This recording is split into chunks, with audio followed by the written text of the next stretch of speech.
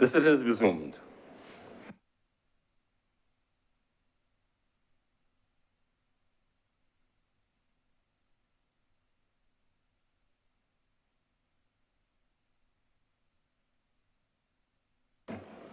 Senator Kevin Boyce.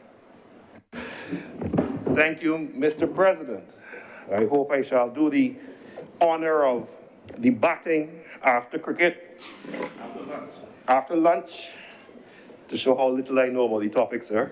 I think the batsman who comes out after that, I'll have to ask Senator Nichols, is a very important role. But, sir, the debate today in relation to the Shaw Act is a very simple one. I think it's one of the, I would say, many occasions where both sides are ad idem with regard to the importance and the need for the legislation. We have heard the history somewhat as to the act, and I believe it's stated as the 2005 Act, but it was formally enforced in 2013. Now, I could be wrong. What the Act seeks to do, however, is to add to the arsenal of the employment landscape in the country, which seeks to regulate the relationship between employer, employee, and to protect both sides of that spectrum. Indeed, sir, legally, the concept of employer-employee still has elements of master-servant relationship, which of course is particularly offensive in 2022 and given our history. But it is from there that we come, sir. Now, what the Act encapsulates is a variety of legislative protection mechanisms. And I just plan to speak on two, and I wish to thank the assistance of my colleague, or former colleague, Julian Hunt, who has a passion for these employment matters, sir. So you have to know which horses to pick for certain courses, sir. Firstly, in relation to the proposed Section 108, which encodes the right of the employee to refuse tasks where imminent danger to health and safety presents itself.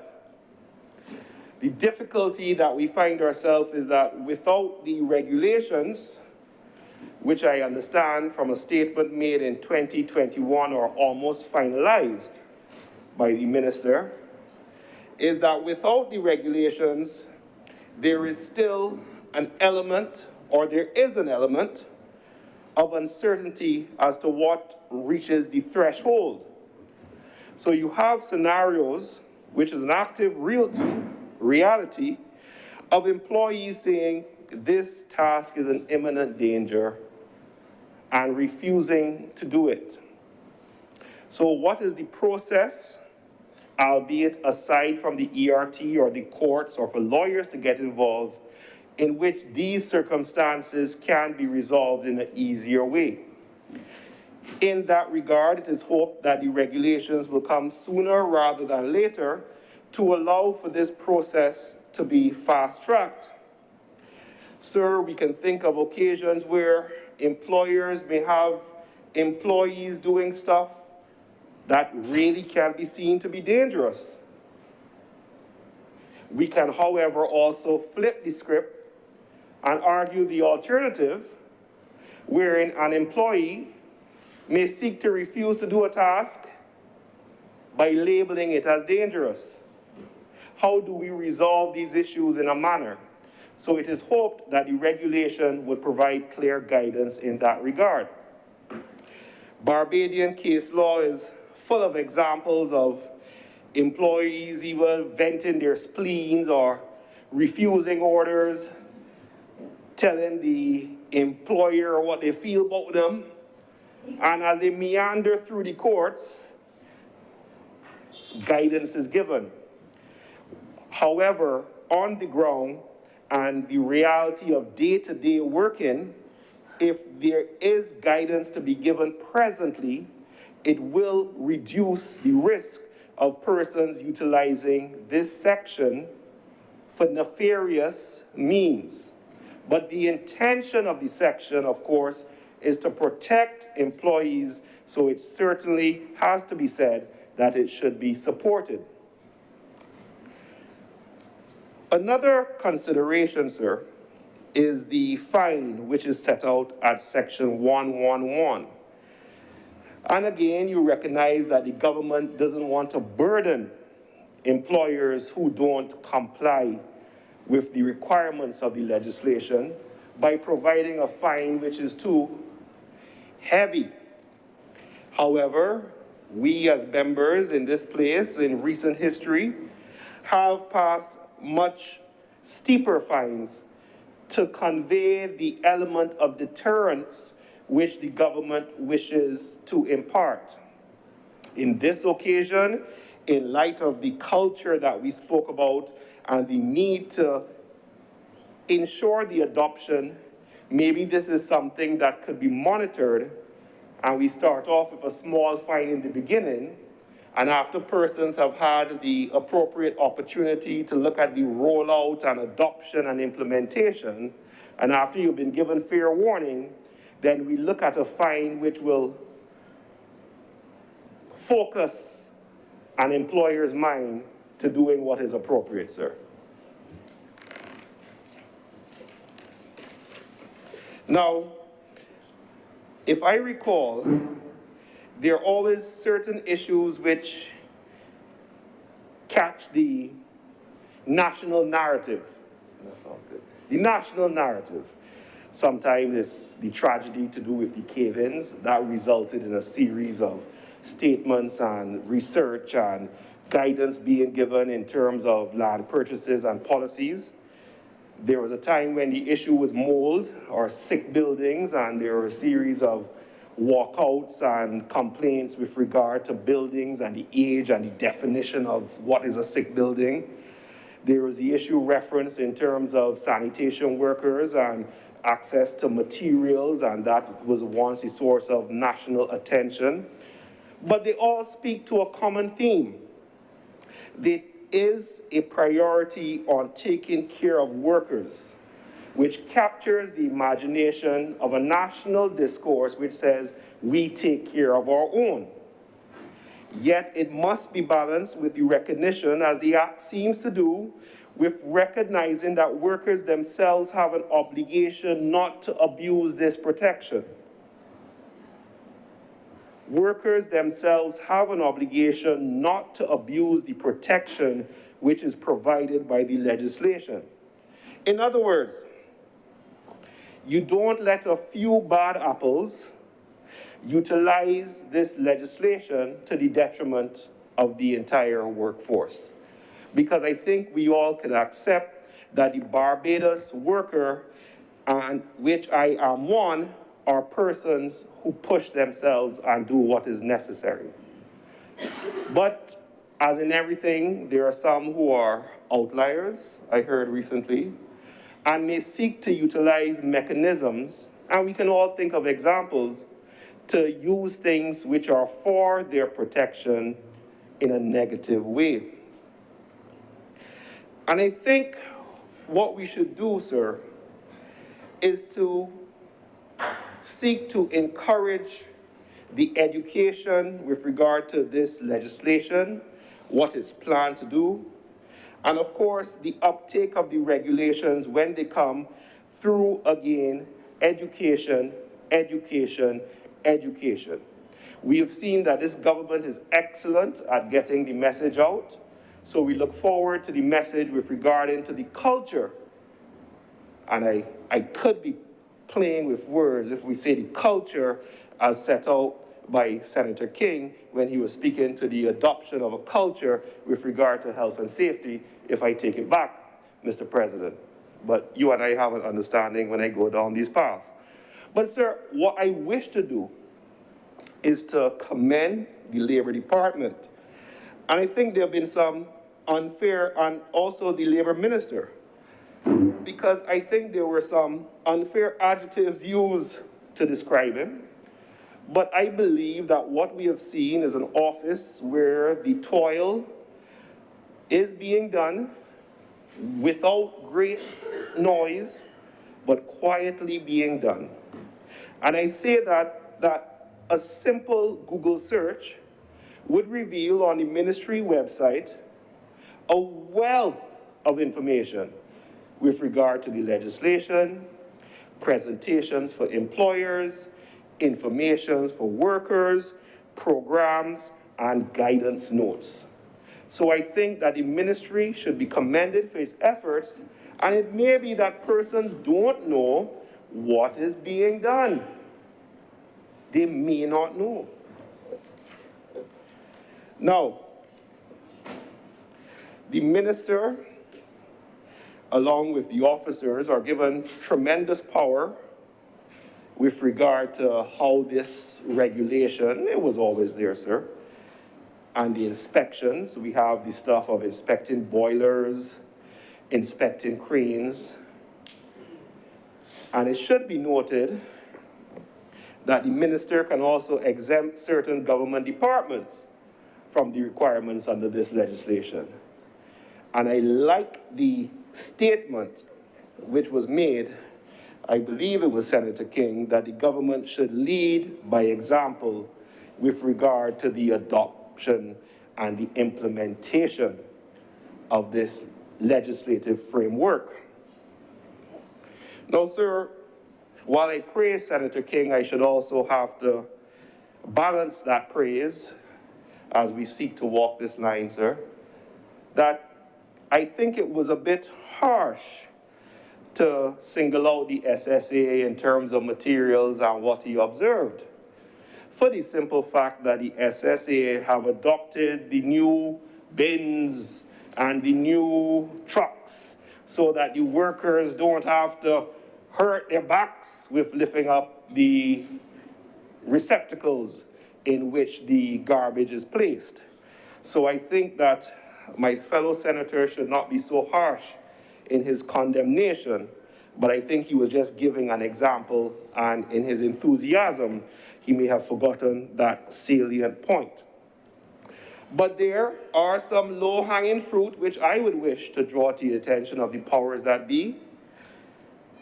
The roadworks, which the purpose is to beautify the nation, I think everyone, as well as to provide employment, I think everyone has seen and everyone has recognized its benefit.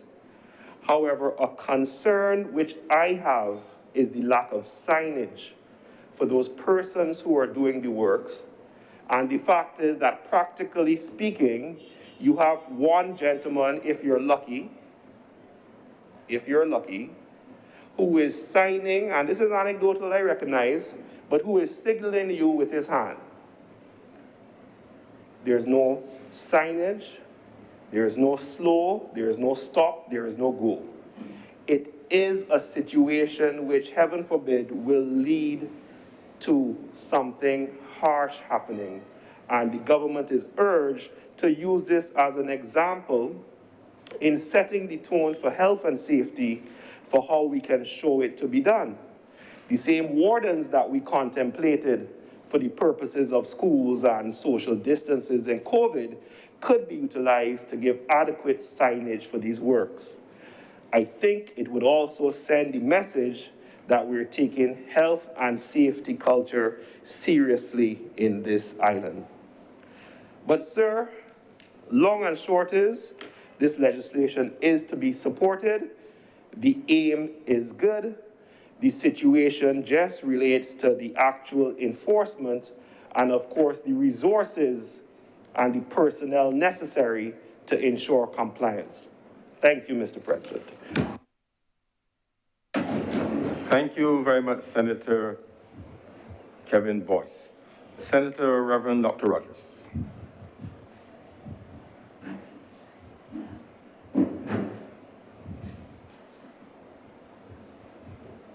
Thank you very much, Mr. President. Good afternoon. I, like the other senators who have spoken before, I have every intention to support the bill, the amendment that is before us, and to commend the government for bringing this to the table. I believe we've heard a lot of things that can be added today, but one of the things that I was reflecting upon as I listened to some of the speeches is that passage from that great sage in Ecclesiastes 1 and verse 4. A generation comes and a generation goes, but the earth remains the same. And this is a reminder to us that we learn from each other as time goes by. And at times it is only a cataclysmic event that forces us to make drastic changes. And what I've been reflecting upon as I listened to the debate in the other place concerning this particular amendment is that how we can be going about in our daily lives quite oblivious to the challenges that face ordinary people in this country every day in their workplaces. And it is not a matter of blaming anyone. It's just a case that in our minds we think that there are some things that are in place. And it's only when legislation like this comes to the fore we realize that it's not. As I listened to the debate in the other place, I empathize with Minister Humphrey when he recounted his early days working in a factory, stuffing pillows, he said, 10 cents a pillow. But it's what was happening in that situation where he made the point that if you got late, your pay can be docked by an hour. Even if you're in the line waiting to punch the card, your pay can be docked for an hour. And it really shows the conditions in which some people function in this country, and we think, and we're just going along and we think it's normative, but that is really exploitation. And then I recalled the story of a young man who was employed in a hardware store somewhere near Bridgetown. And he and some others, at the end of the day's work, were transported somewhere into the country to feed the livestock of the owner without any extra time or any extra pay. And these are things that happen, but you need the little work, you need the little pick somebody home depending on it. And so you just bear it. And I think that it is good that this amendment has come to bring some of these things into focus. Likewise, Minister Simmons spoke about a tragedy in this city, not just a few blocks from here, which we all felt as though it was a part of our family. And that came about because the entrance and the exit was one and the same in that building. And strange enough, sir, a few years ago I had that experience. I was asked to bless an establishment not far from here. A young person was setting up a little salon in one of these buildings. And when I walked to where this saloon was, you had to go up some stairs. I didn't even know places like that existed. But when you got there, there was only the one place you came in. And I just thought, what would happen if something happens here? And sadly, a few weeks later, there was a murder not far from that place. And I'm just thinking, what could have happened had it been something else? So these are things that need to be brought into focus. And I'm happy that we have started looking at them at this point in time. Now, it's crop over season, sir. And there's a senator in this chamber who is a practitioner, a Calypsonian. And I had something listed here on my paper that he spoke about earlier, so I don't know if I should speak about it now, but it reflected on something that Minister Simmons spoke about in the other place, where he said when he came into office in 2018 and toured the airport, some guards there greeted him begging him to bring about a change in their circumstances, because there were females who did not have any facilities in the places they were called to work. And I do recall the Minister of Agriculture having to do the same for field workers. And it threw my mind back 37 years, in 1985, when a slim boy from St. Philip, singing under the sobriquet Johnny My Boy. I think since then, when he matured, he changed his name. He used his own name, John King, and now he's here with us as the Honourable Senator John King. But I recall the line that he sang in that song, I Want a Plantation, where he said the plantation owner was saying, no toilet facilities, go in the bushes or on the trees, no unnecessary expense. It's time we planters learn the sense. And that was 37 years ago. And in 2022, we are now dealing with these things. But it just shows a generation comes, a generation goes, one day leads into another, and everything just goes on. But I'm happy that we are really putting those people in focus. I wish to deal with this amendment a little deeper, though, Mr. Speaker. To speak to health not only in a physical sense, as some senators have pointed out, it's not only physical, but in the context of the psychological and sociological effects that these conditions can have on the health and the general health of the person and their families. One of the points of reference for the Human Development Index of a country is happiness. Happiness. The state of mind of the person. The state of mind, the state that people are able to experience in that country. And that really brings us to the point of valuing the other. Seeing the person as valuable, no matter what job they hold in this society. And I am proud that I was able to be a part of that team that formulated the charter for Barbados last year, which made the point that we acknowledge that we're all created equal in the eyes of the Creator. Because sometimes we can lose sight of that. Our jobs and our social status can cause us to lose sight of the value of people. And that particular line was to encourage us to set our religion aside for a bit. I know I'll get some trouble for this, but I've often said, I don't even know if God cares about religions. I think he cares about the value we put on each other. I think that is what Jesus said in St. John's Gospel, when the woman at the well asked him, who's right? We've worshipped on this mountain all our lives, and you worship in Jerusalem. Who's right? And Jesus said, the hour is coming and is now here when neither on this mountain nor in Jerusalem you will worship. But those who worship God will worship him in spirit and in truth. You will learn to value the other person. Senator Hines spoke to the evolution of the understanding of the workplace, and I thought that that was a brilliant point.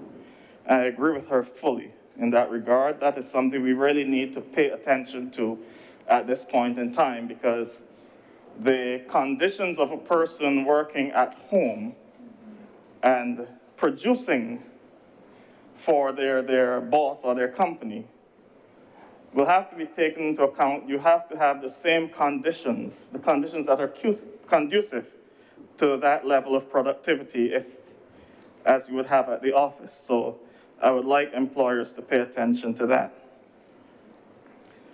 Senator Nurse spoke to maintenance, and I think that that's an important point as well, because just across the road from here, there's a building.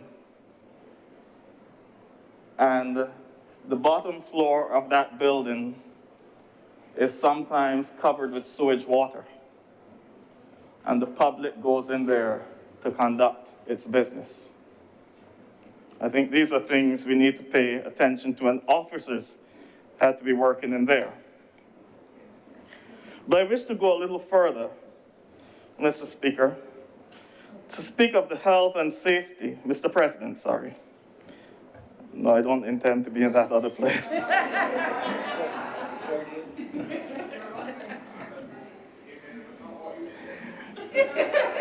I had the word speak written here, that's why.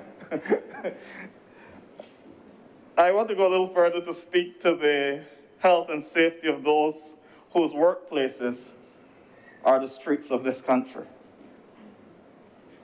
Because sometimes we've been thinking of workplace just as a closed space, but there are people whose workplace is the street.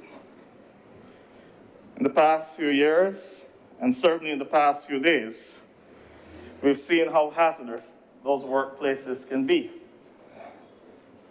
And the question for us all is, what are we doing about the health and safety of those who work on the streets of this country? I agree with Senator Malilou that there's an equal responsibility on all for making the workplace safe. But as Senator Nurse pointed out, the government cannot be regulators and chief offenders at the same time. Who controls that workspace? Who manages that workspace of the street? I don't like to bring Sunday's sermon into the Senate, but I think that Sunday's lectionary gave us an opportunity to reflect on just this. The reading came from St. Luke's Gospel, chapter 10, Mr. President. It's the story of the Good Samaritan. And we've often reflected on that story about the kindness of the Samaritan and the care for one's neighbor and so on. It deals with your neighbor. But Jesus chose a very interesting setting, the road to Jericho. The road to Jericho was dangerous for several reasons. First of all, there's a drastic change in elevation from Jerusalem to get down to Jericho, and so it can affect you physically. It was also seen as very rough terrain. It's a very treacherous road, a place where people can hide, lots of crevices. But in that story, Jesus chose to look at the actions of some Jewish leaders, the priests and the Levite in particular. And the priests there really represented not only the religious class, but the political class, because the priests were part of the Sanhedrin as well.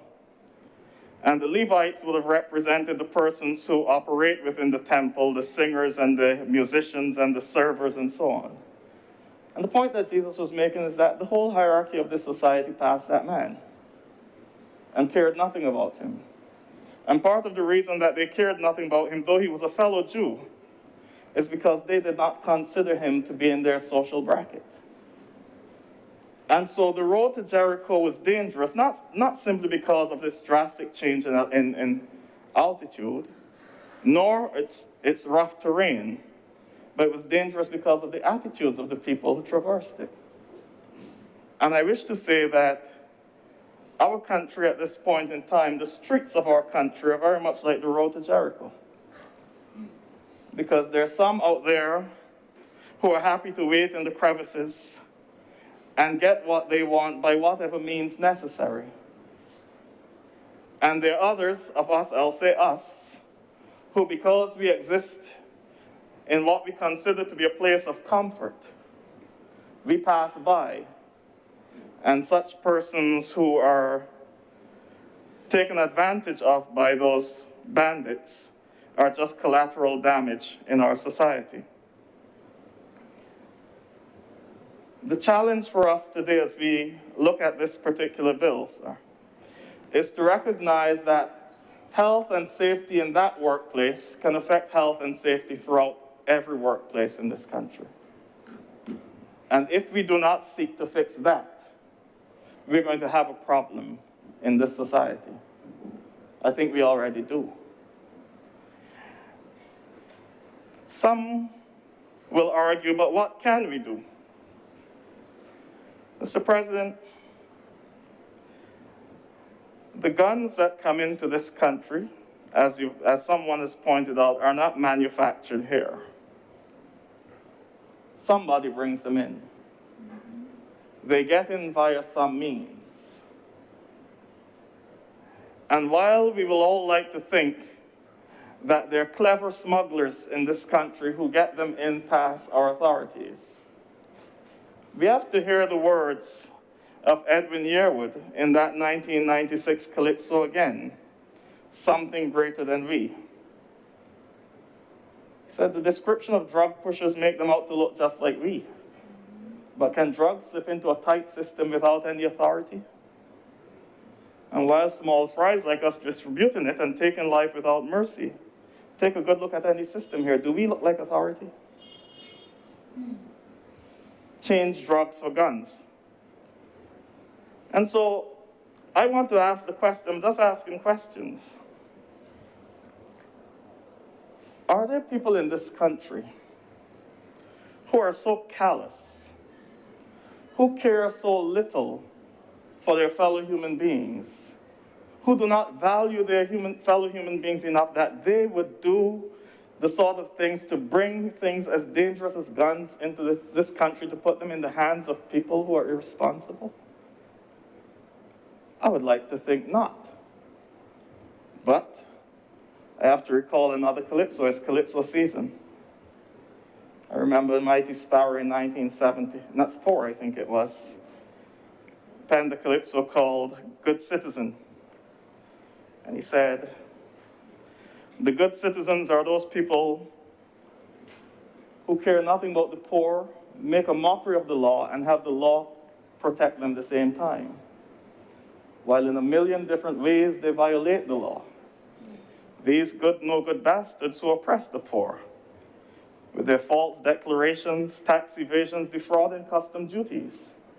These good citizens are the architects of economic slavery. Do we have good citizens in this country? Do we have good citizens in this country? And if we do, it means we have a problem. Why can't we stop them? The Attorney General mentioned only last week that we've pumped $140 million into law enforcement in this country. Why can't we stop these good citizens, if there are any? I'm just asking questions. But then again, I have to go back to Calypso. Back to 1985. 1985 was a seminal year for Calypso. There were some very good ones that year. And I can remember another skinny guy from St. Philip standing on the stage of the National Stadium, dressed as a law enforcement officer, with shackles on his hands. And the first line of his song was, "Tell them untie me. I can't take this misery and I'm getting angry. Obviously, if my hands are tied, I cannot hold anybody. I want to be a good example. I don't want to be like the rest. In the eyes of all the people, I want to do my best, because I know what they're doing ain't right, but my hands tied tight. I can't bring anything to light because my hands tied tight. I'm in a high position, but I can't make a decision. Why? My hands tied, my hands tied, my hands tied up." Are there any people in this country whose hands are tied? I'm just asking questions. Because these questions speak to the health and safety of that workplace, of people who ply their trade on the streets of this country. And I'm just using streets loosely, but people in the general public. And if we do not fix that health hazard, it will affect every other workplace in this country. Because we've already heard the appeals from the Tourism Authority, stop the shooting. And we know what happens. We know what happens, even in good times. You only need one travel advisory and everything is done, you know. one travel advisory. So it really says that we have a problem in this society in terms of how we see each other. Because I keep saying, I listen to a lot of reggae like everyone else. I listen to a lot of calypso. I'm a calypso connoisseur, sir. But I keep saying, when I listen to the reggae songs from Jamaica, I listen to them conscious that their reality is not ours. This country has invested too heavily in education. This country has invested too heavily in its people for the type of things that are taking place in our streets to be taking place now.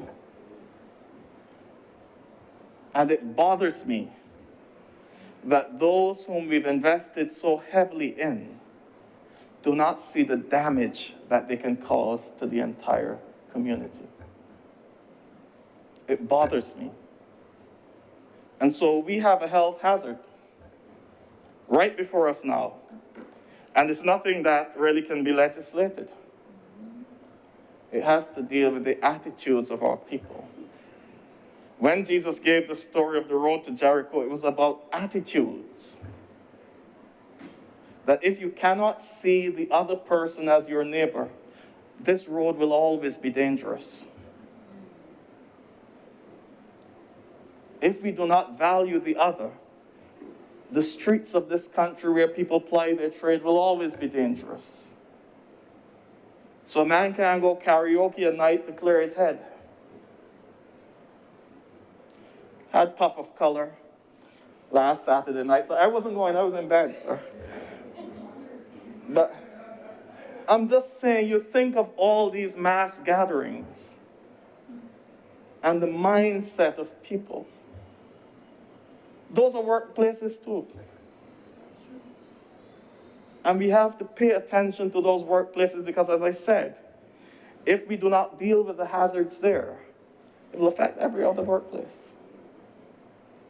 And so I encourage us. I support the legislation fully, and I recognize that as time goes by, we will have to add and build as we become more mature as a society. Because, you know, as I said, one generation learns from another, so it just seems as though life moves on, and it's only when something cataclysmic happens or when some generation decides, let's take a step back and look at where we are, that we realize how much needs to be changed. And so I am happy that we have taken this step at this time. But I want us to pay close attention to that workplace out there on the streets where people ply their trade. A workplace that needs to be safe for the development of our people and for the betterment of our country all around. And so, Mr. President, I wish to thank you for granting me the little time to say those few words. I just pray that as Barbadians, we can all come together to shape the type of society that is safe and healthy for the development of our people, and more so for generations to come. Thank you very much. Thank you very much, Senator the Reverend Dr. Rogers.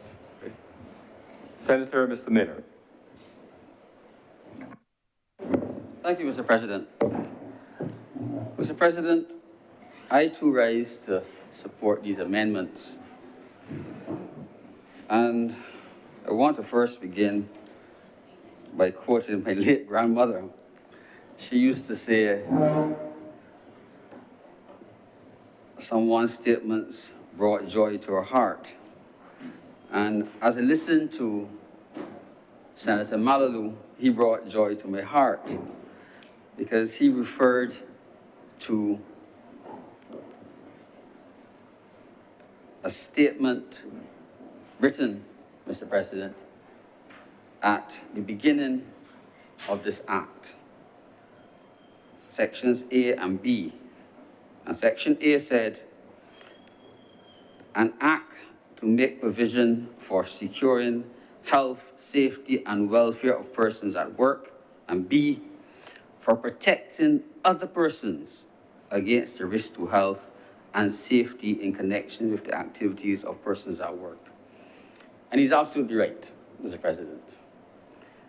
Mr. President, for the last 2.5 years, we have been part of the global pandemic, and there is no doubt that safety in the workplace doesn't rest only with the employers. It rests with the employees and all of those who participate. And there is no question, Mr. President, that vaccination, while it will not stop one from catching COVID-19, it certainly, Mr. President, reduces the severity of the disease and the burden on our healthcare system. And those who are listening, those who work in our healthcare institutions who are unvaccinated, who will take the vaccine to travel when it was required, should do so to work. Mr. President,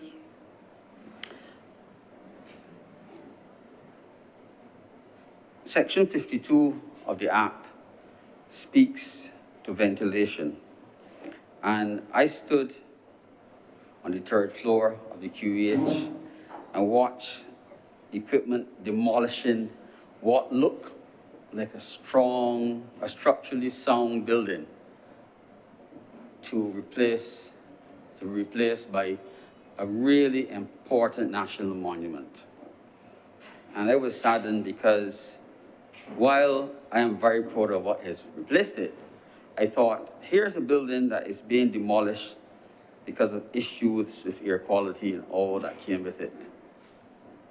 And I'm afraid, Mr. President, that if the measures laid out in this act are not enforceable, we'll be doing that in a few years to many more buildings. And the cycle will continue. And, Mr. President, it may not only be a problem of maintenance, as Senator Nurse has said, it may be as fundamental as design. And while the buildings are being built taller and they may look no more modern, we have to ask, are they really relevant for our climate? And can we really afford to maintain them in the way that they should be maintained when they're built in a particular way?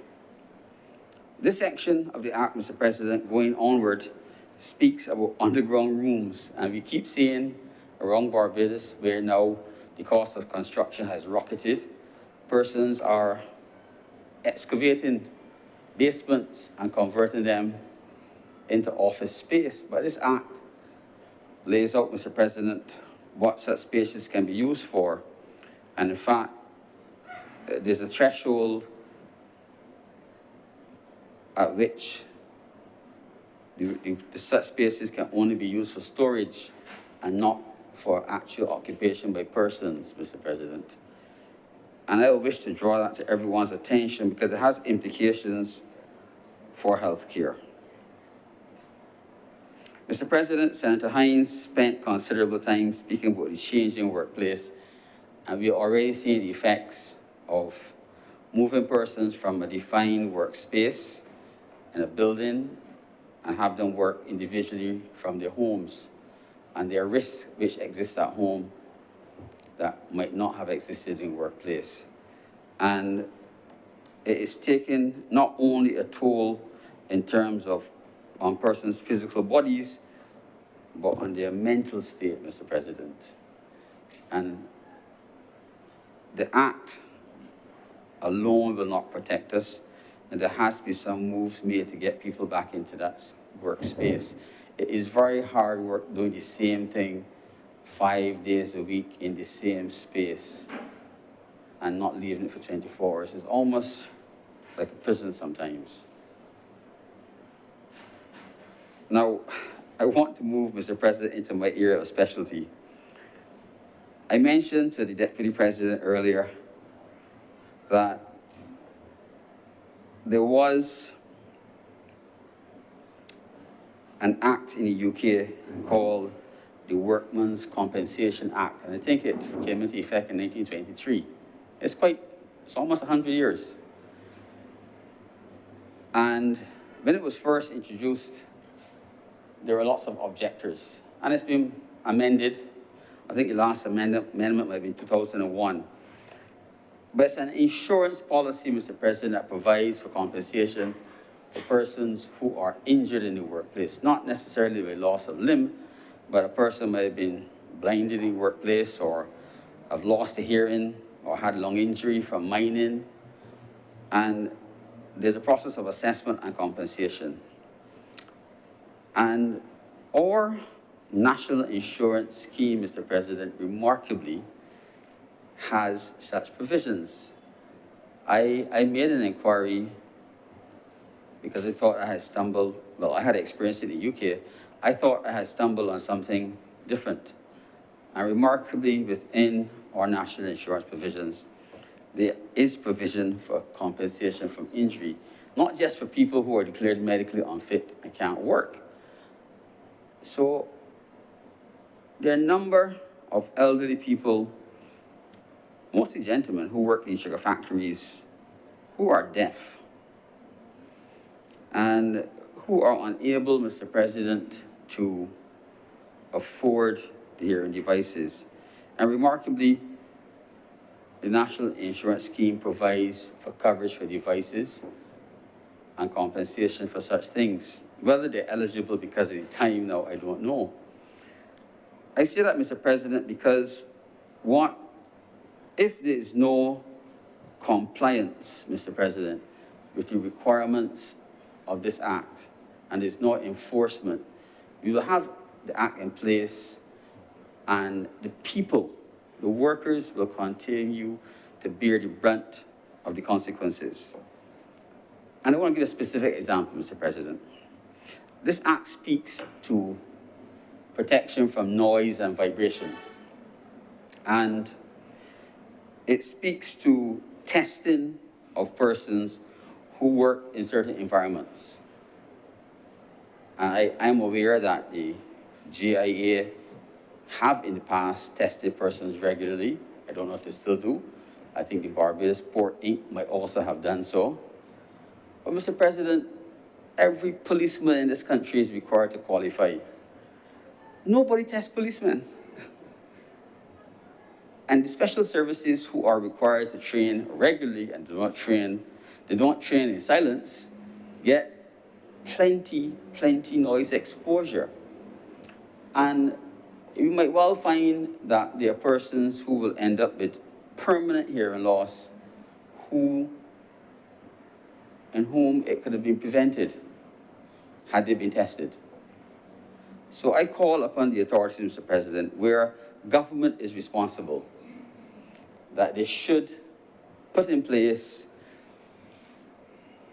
the things to do the testing.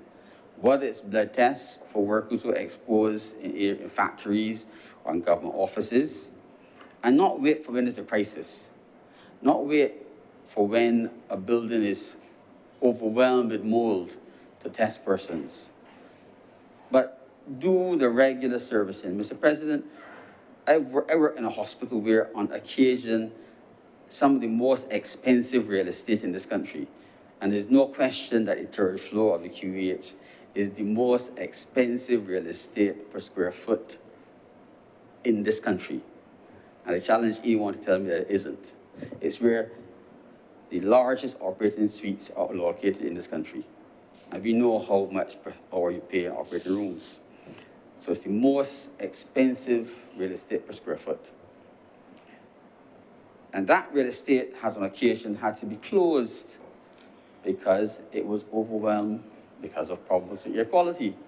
And Senator Nurse's statements about programs to service and maintain government property is really relevant. Mr. President, a former Attorney General had a problem in the registry of the courts with mold. And there was a vote in Parliament, and funding was provided for annual servicing of the air conditioning system. And after a couple of years, it stopped. And the money used to be sent back to the Treasury. And it just says, Mr. President, that even if you put the funding in place, unless there is a system or systems in place that can be checked, and it becomes part of the normal thing, Mr. President, the problems continue. Mr. President, we saw it in the new Supreme Court building. It's as recent as that. New building was built, and just outside the warranty period, there are air quality problems. And the government spent a large sum of money fixing it, hopefully.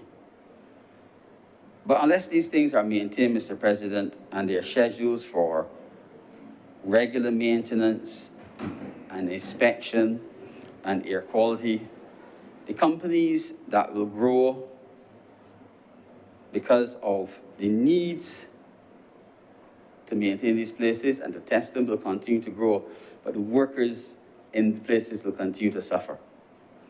Now, I want to speak very briefly on compliance.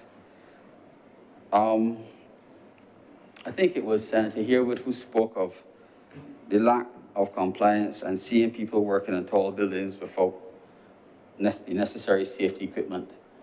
And I was pleased, Mr. President, over the last 3 weeks, while working on the third floor of the QEH, to see that there's a company doing the painting of the QEH, and every worker who is up on that building is attached to a harness. Everyone. Yesterday, I saw a man walking the planks before the harness, and I saw him being called to the side, and he had to put his harness on. And I felt really happy that a company that is working, there's no company that can work close to the A&E than that company because they're right on the property. They will insist that despite their proximity to the accident emergency department, that the men do the right thing. And that has to be a standard which should be applied across the board, Mr. President. There's no reason why anyone should be working on a tall building in the company or even for government that has been in existence for a while and doing the job and not adhere to the health and safety regulations. It only adds to our cost, Mr. President. Mr. President, I'm obliged to you. Thank you very much, Senator. Mr. Millard.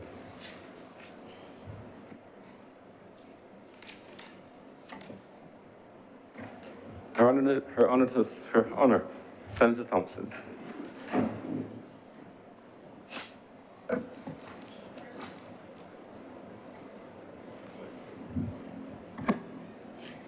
Thank you very much, Mr. President. I rise to support the measure before the chamber and to make some observations in what I think has been a very interesting conversation on an important issue so far. I want to frame my context really, if I may, sir, in 3 parts. To speak to the amendments in the context of the past, to consider the amendments in the context of the future, and then to speak to where we are now. Locating them, sir, in the context of the past, I would wish to congratulate the government for following in strong Labour Party tradition.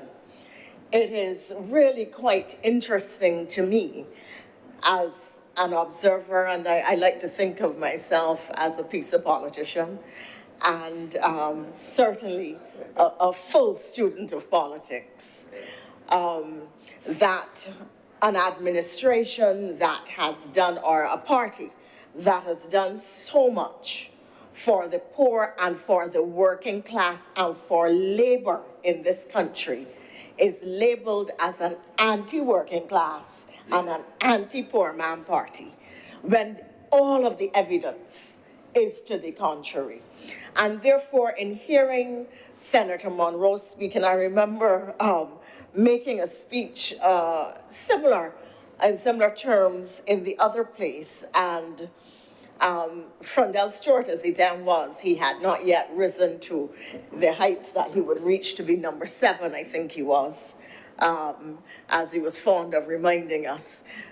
And he spoke about it. But the point I want to make is this, or to elaborate on, is this, that not only did the Labour Party have its historical grounding and foundation with the trade union movement, that in consequence of it, there was a tremendous framing of what was working class legislation, which emerged even before the trade union movement. And if you go back to the days, and sir, it reminds me today, you know, some of us come to political parties because it is our family tradition. I joined the Barbados Labour Party very deliberately, not just because it was my family tradition, but because having done the research, I was compelled to throw in my lot with a party that had always prioritized the poor. So if you go back to the tradition of the Labour Party, it is grounded in ensuring that workers, that the poor black people, that the working class of this country have improved social, economic, and living conditions, have situations in which they can feel dignity and are placed in positions where there isn't an us and them, but where they feel that they have a stake and a vested interest and are beneficiaries of the social and economic goods in this society, and that their own labor generates. And I speak, sir, in terms of legislation pertaining to accidents and occupational diseases. I speak to the early legislation, and my mother told me this is why she joined the Labour Party, or why she became a supporter, because she was never formally, I think, a member, that she was a maid working in Strathclyde. Her children could not come into her because those were the days that you had no access. After a certain time, and little black children could not be seen running about on the streets in Strathclyde. And she worked there from sunrise, and some days, depending on what had to be done in the house, almost till sunrise again, without any kind of break, without access to the meals that she prepared for the family, the white family, to eat, without time set for her work, without proper breaks during the day. And when Grantley Adams came and put legislation in place that dealt with domestic workers and sugar workers and shop assistants and people who worked in the small shops all over the city at that time, her living conditions changed immeasurably.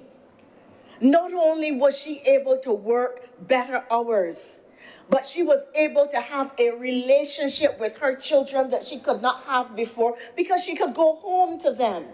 She could supervise them. She could watch what they were doing. She could play with them. She could help with homework. She could help to nurture and raise her children in the way that she wanted.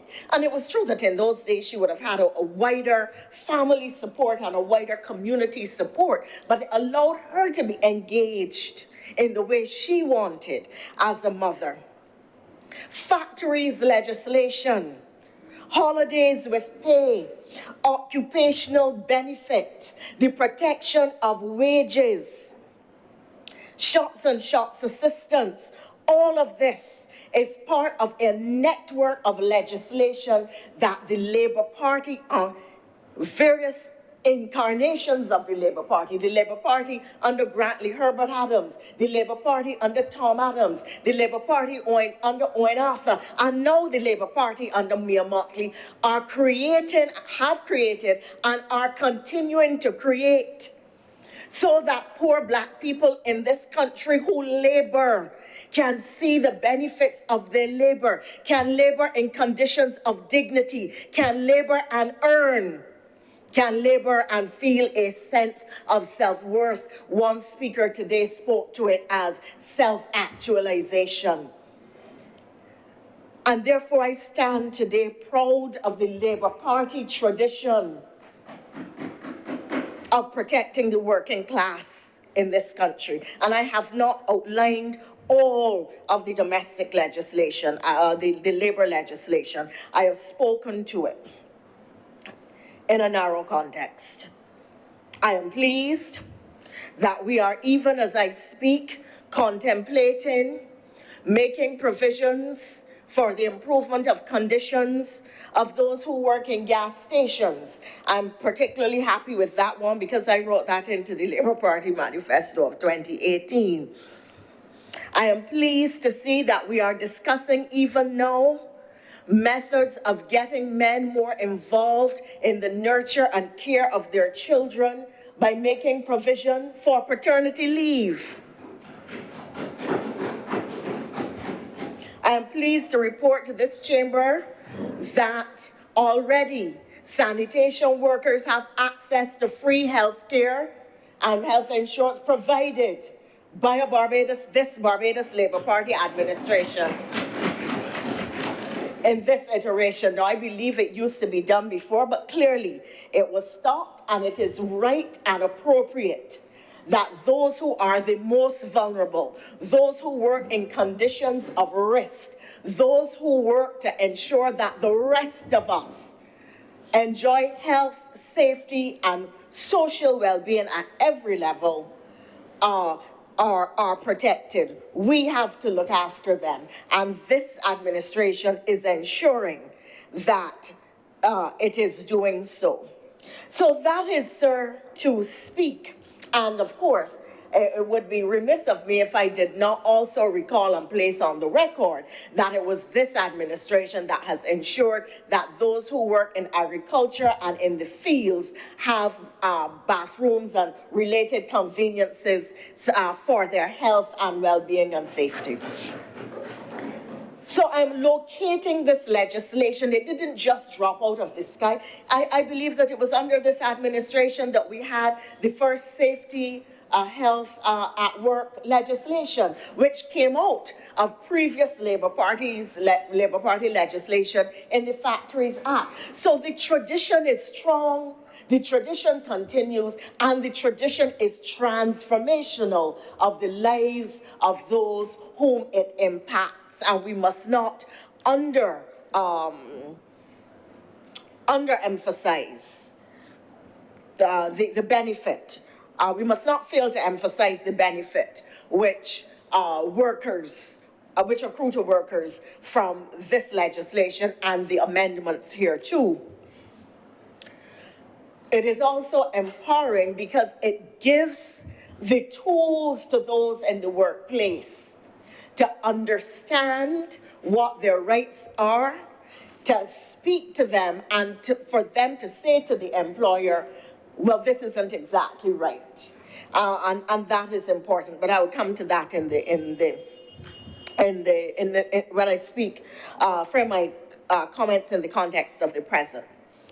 Looking then to the future, I have to say to Senator Hines, I am not clear how she did it, but she looked into my head and made part of my speech, and I would thank her therefore for creating the framework then for my wider comments.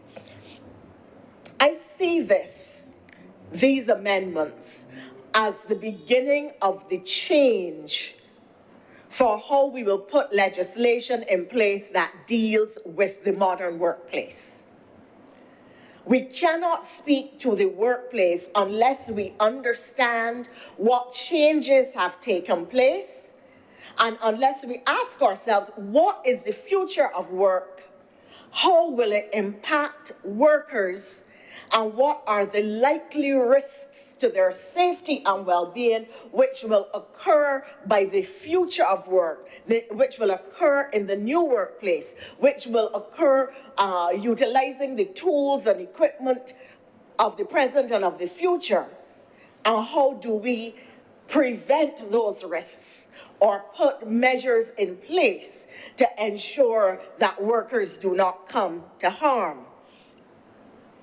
There is an expression coming out of the US legislation about risks and harms arising out of or in the course of a person's employment.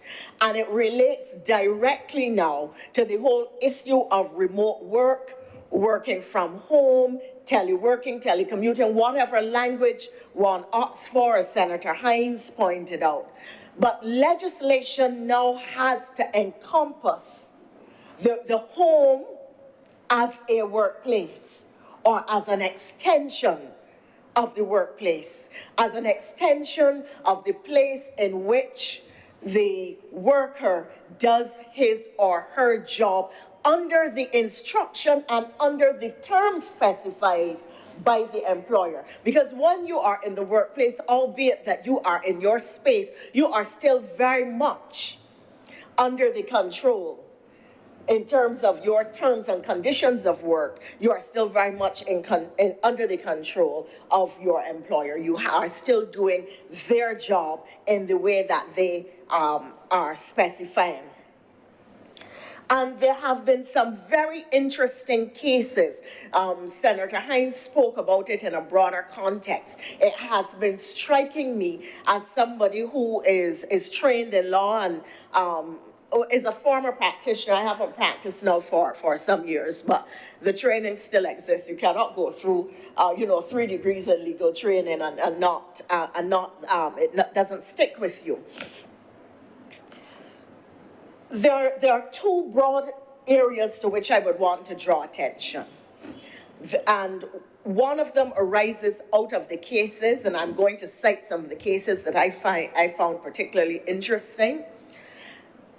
There was a case of a man in Europe who got up out of his bed and was going to the place in his house from which he did his work. He's a remote worker, he slept, he gets up, and he is going now to his computer to start work. He trips and falls on the stairs and injures his back. He sues his employer, claiming that he was at work, and wins the case. How do you define the workplace in the context of a person's home when they are on the job? They're supposed to work 8 to 5. It is 8:30. They trip on their stairs and fall, heading into their work office. How there is the case of the woman who was the salesperson, lying on the couch talking to the client. She is on her couch talking to the client. Something happens and she jumps up off the couch, trips and falls, and sues her employer. Because as far as she is concerned, she was on the job. She was talking to a client. It was during her work day. That she was prostrate on her couch, alone or with company, is another matter. But the reality is that she, as far as she is concerned, she was in the workplace. I'm not going to speak to the outcomes of these cases. No, but this is the reality. While people are at work, they're doing all kinds of other things because they are in their homes. I have seen a meeting in which I myself have been on a call where I was working, and somebody else in a home in the background came in a state of déshabillé, undressed, sir. The naked, sir, as people say in Barbados. Not being aware that somebody else in the house it has a camera on, not being aware of the reach of the camera. And you are in shock when these things happen. But the reality is that with people working from home, they aren't necessarily fully dressed. Some people are wearing only lipstick and a nice top. You can't get up from the computer. and all of these now are creating issues. Theoretically speaking, if you, sir, not me, if you are at your computer conducting a meeting of the Senate or any meeting, and you are wearing a shirt and tie and blazer, but not underwear, and you get up, and persons on the call see you, sir. Now, I will not ask whether this would be a moment of thrill or not, but persons on the call see you. Speaking from a legal perspective, could somebody be sued for sexual harassment or exposure? I mean, these are legal issues which we really now have to start contemplating. And it may appear as if I'm introducing some degree of levity or mischief, but as the work from home becomes entrenched, there are going to be all kinds of nuances in behavior and protocols and rules which are going to have to govern this so as to prevent these realities. I mean, people have been caught on camera doing all kinds of things. There was a mayor in Brazil who lost his job because it was on the news, sir. He was in a meeting, clearly not accustomed to the technology. He did not turn his camera off. A female member, he went to a desk, a conference table in his room, and a female member of the staff of the mayoral office came in and serviced him sexually, and all of it was caught on camera during the course of the meeting. He lost his job. Now, I may be straying a bit, but if you are a remote worker, what level of liability can your employer be exposed to based on behavior which you engage in your home during the course of your workday? I'm going to give some other examples. There was a man who was equipping a home office for work. The equipment came, what do you call them, monitors and so on. And he is walking on the stairs, trips and falls and injures himself and sues his employer because he is doing this in the course of his work. There is the woman who went to her kitchen and tripped over her dog, and she sued the employer. Well, the court said, no, that is going too far. It doesn't matter that this was during your work hours. Good Lord, this is in your kitchen, your dog. We ain't taking that on.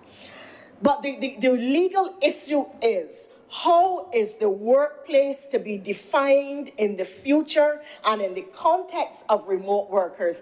And what rules, rights, responsibilities, and protocols need to be put in place to regulate behavior, conduct, and safety in the context of the home. And let's be clear, you have persons in their home who may have threadbare rugs on which they can trip. If they trip during the course of their work day, does that then fall to you? If somebody in the household leaves a drawer open over which they trip, some people live with a higher degree of clutter than others in their homes. There are some states which are in the United States which are now looking at a suite of legislation which will cover things like where plugs and outlets are, how many outlets there are, what kinds of outlets, how your home is set up, whether it is really set up for you to do your work. These are now issues that have to be contemplated if you are going to ask people to work from home. And it really does not matter that in the context of government, a lot of employees have actually gone back to the workplace, because the projections now are that as many of 30% and in some industries as many as 85% of workers will continue to work from home despite the loosening of COVID-related protocols, which were the origin of the surge in work from home. Prior to COVID, only 4% of U.S. workers worked remotely or from home. Between 26 and 30% now work from home. That is a tremendous change of the labor market and of the workplace as we understand it, because that 26 to 30% we now have to consider how their homes have become part of the workplace, and therefore what rules relate to safety and health in that context. Sorry, sir. Sometimes I get tied up with my words. It is a consequence of COVID, and I find it utterly fascinating that I struggle sometimes with language. I think we need, tangentially, because it really upsets me, to really start looking at long COVID in Barbados and the extent to which long COVID is a problem, how it is impacting people, how it is impacting them in the workplace and in their lives, because it really is an issue. The reality of working from home is that it does, in my view, place, and I must confess that I have only anecdotal evidence of this. I don't think that we have done any research here to make these determinations, but it seems to me, sir, that working from home creates more stress. People expect you to be constantly available. You tend to eat more at your computer, because if you're in the workplace, Mary will come and say, "Man, come, let me go out for lunch." Or you will hear a conversation that you will pause from your work and you will participate in that. When you're home, you tend to be far more focused. So you are, and that is why productivity has not dropped insofar as it has been measured by employers when they see what their remote workers are producing.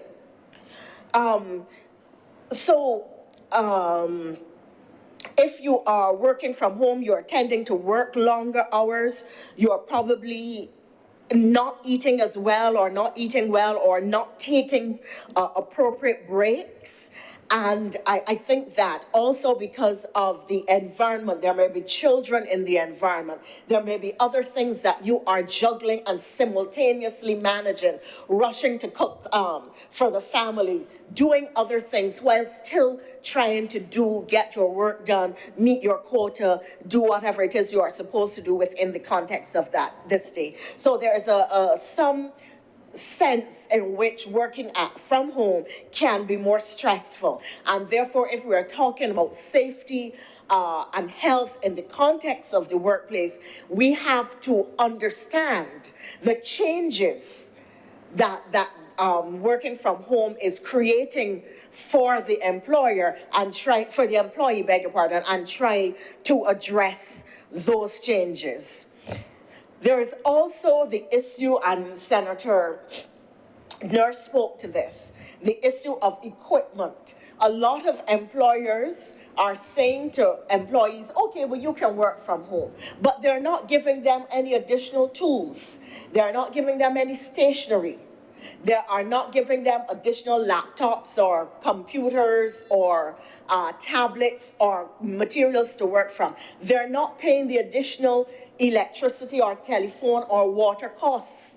The employee in many instances is being expected to carry that cost out of their own resources. And I could go on talking about the extent to which working from home can impose costs on an employee that really are the employer's costs, but which the employer is managing to avert or avoid by having the employee work from their own home, while being just as productive or more productive. Equally, they are not paying rent, or they're paying rent for smaller office spaces. They're not paying as high, this is the employer, they're not paying as high utilities because they don't have the same number of critical mass on bodies in the physical workplace. All of these things which are now are matters which are now ripe for investigation. And I know that government has established a number of committees, including that on disabilities, which is being chaired by Eddie Hinkson, my cousin, MP Eddie Hinkson, Member of Parliament for St. James North, which is going to look at how persons with physical and mental disabilities are being provided for, not just in the workplace, but the extent to which buildings and workplaces and public spaces are accessible to those who are differently abled and to those who have disabilities. And all of that is now going to inform how we define the workplace in the future and how we address workplace-related issues. So I think senators are mentioning it today, this issue of working from home and its broader implications, and the fact that we need to develop legislative and regulatory frameworks which deal with it.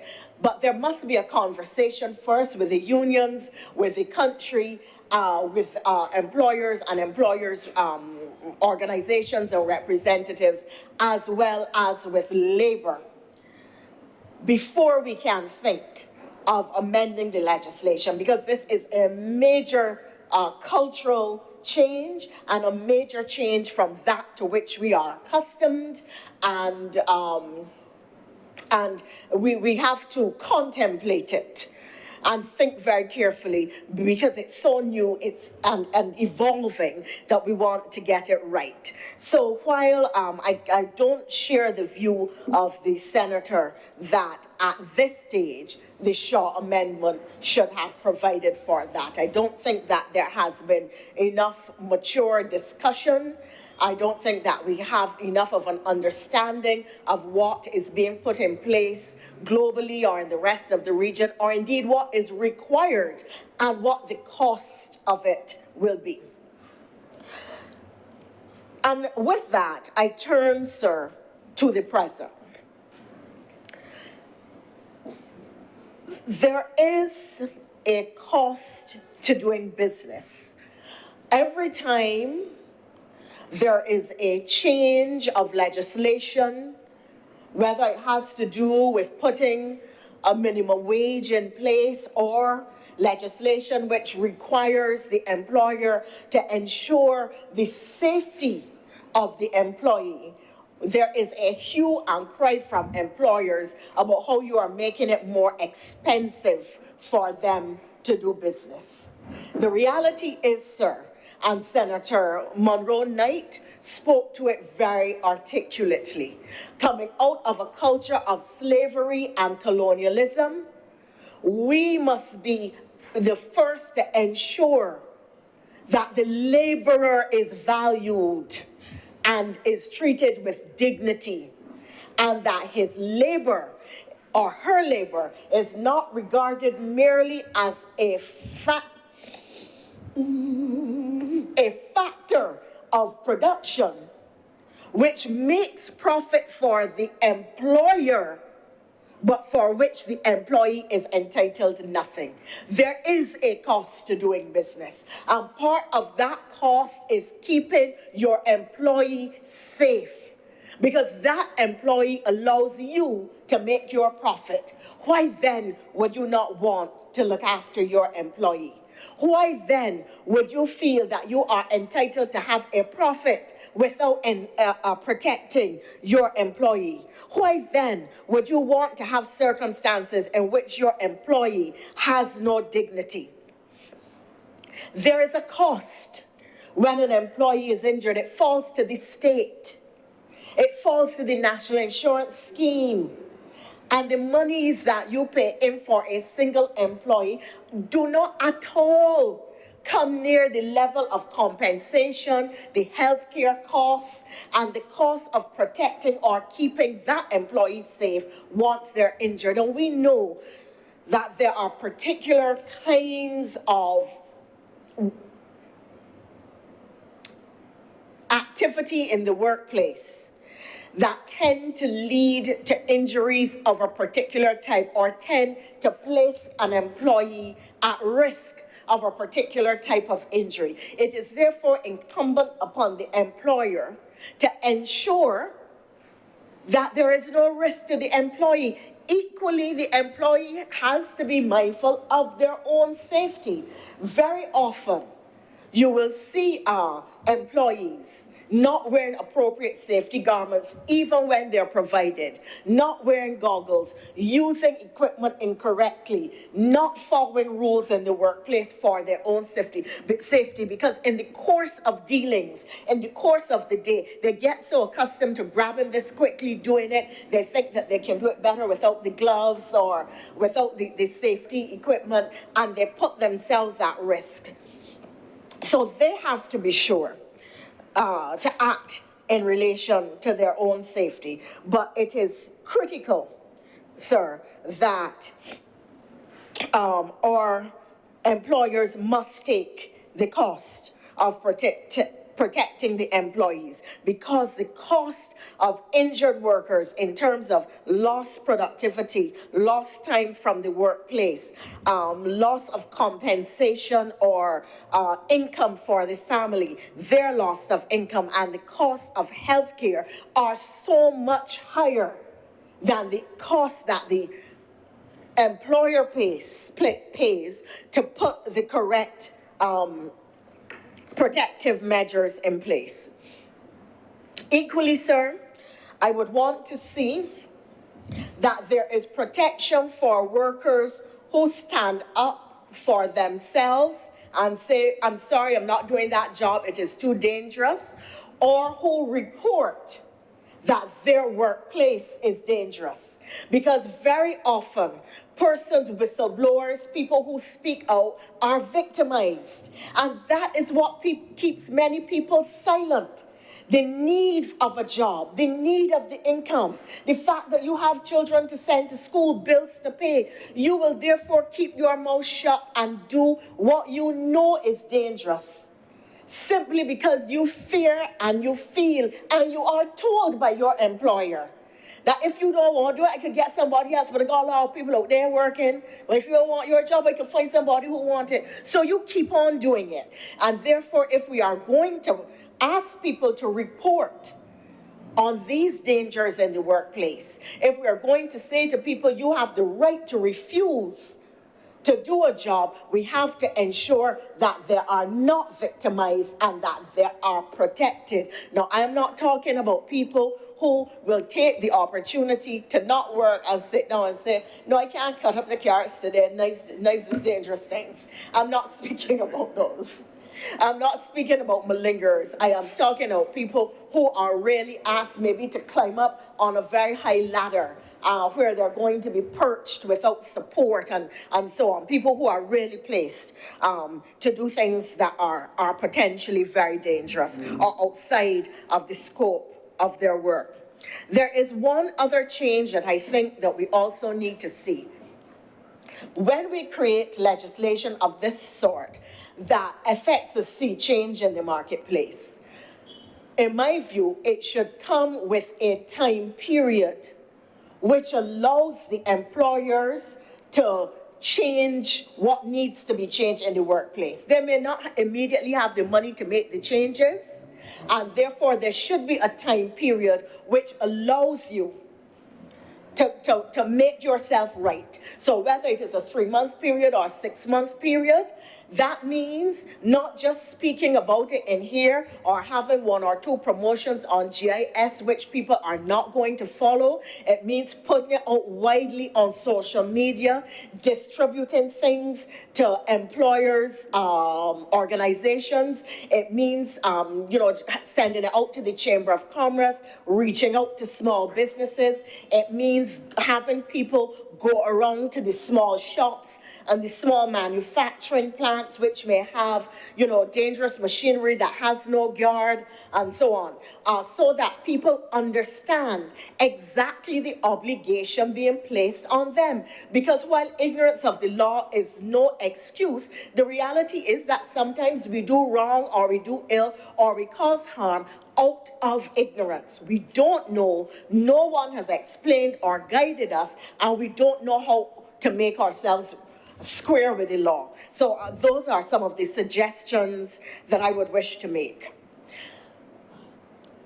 I wish then to return to a point that Senator Monroe Knight made in her opening remarks. And I think that they flow naturally out of the comments I have just been making in the context of the cost of doing business.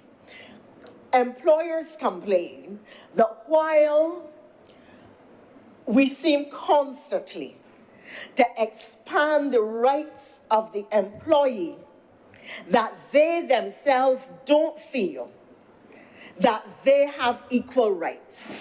And they always speak in the context of productivity in the workplace, of an employee given a fair day's wage, a fair day's work for a day's pay, of employees doing what they are supposed to do on the job, not just for the employer as employer, but for the customer, who is the lifeblood of the business. So as we expand the rights of our employees, and rightly so, as we seek to make sure that they are safe, healthy, and have dignity, let us also say to our employees that they have a responsibility to work and to work to the best of their ability and to work hard in the workplace. Too many employers complain of carelessness, of lack of attention, of people turning up late, leaving early, not doing what they're supposed to do. In fact, I used to work in a place before my political journey, sir, in which there was a particular employee, a friend, and an extremely bright person. And when people came in and asked, where is Adam? And I'm using Adam as A, the first letter in the alphabet. Where is Adam? Our response would be, oh, he's stretched out. He can't come right now. And literally, he was stretched out drunk in the lunchroom. So, and everybody knew that every day after lunch, Adam did no work because Adam was a drinker. We know that there are people who break in 2 and 3 jobs in one day. So they're leaving the workplace at 2 o'clock. They come in at 8. They have lunch 12 to 1:30. They shuffle a few things between 1:30 and 2. By 2 o'clock, they're out the door because they have to get to job number 2 to report for 3 o'clock, and they might have to pick up the children from school beforehand. There are all kinds of scenarios out there. I know there will be people who will quarrel with me and talk about the anti-working class sentiment, but the reality is that there are all kinds of scenarios out there which impact our productivity, both in the private and the public sector.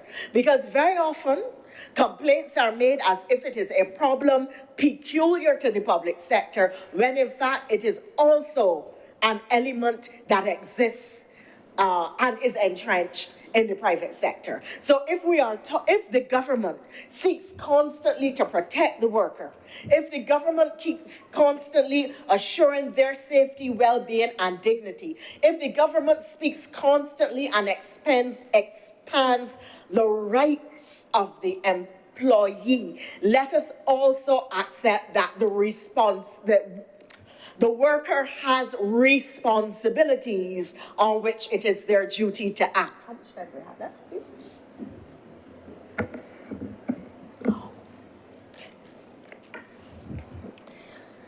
So, sir, I made the point earlier that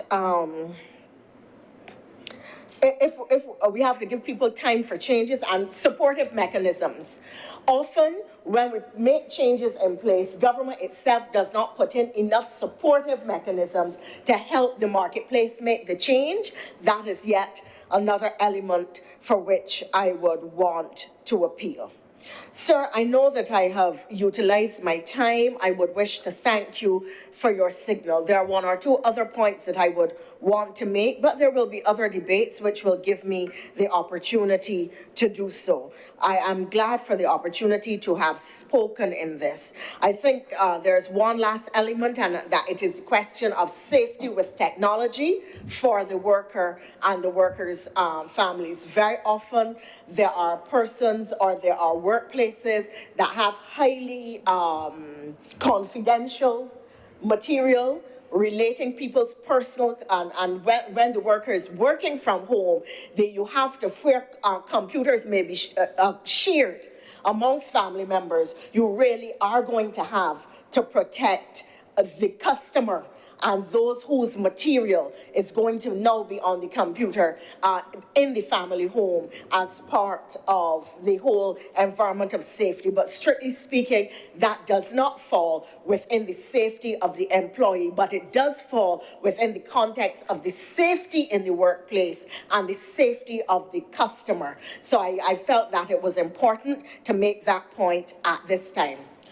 The culture of work, the place of work, the role of the worker, the nature of work, as we understood it, is in evolution right before our eyes. I'm glad to have lived, to have seen these changes, and I wonder where they are taking us. It will be interesting, therefore, as a government in this time, for us to recognize that thinking out of the box and looking to the future and creating new environments, new regulations, new rules, new rights, new responsibilities that protect our workers and reshape our marketplace into the modern world so that we are competitive, so that we are effective, and so that we are successful as a country is part of the very important work that this administration is being called on to do. I am glad to see, sir, that this party is embracing its history and its tradition of the protection of the poor working class in this country and the elevation of the worker to a position of dignity. And it is in that context, sir, acknowledging that Sir John is a frustrated Calypsonian, that I give my support, and that Senator John, I give my support to this measure, sir.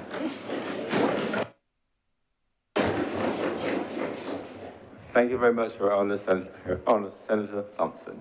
Senator Dr. Driggs. Dr. Haynes.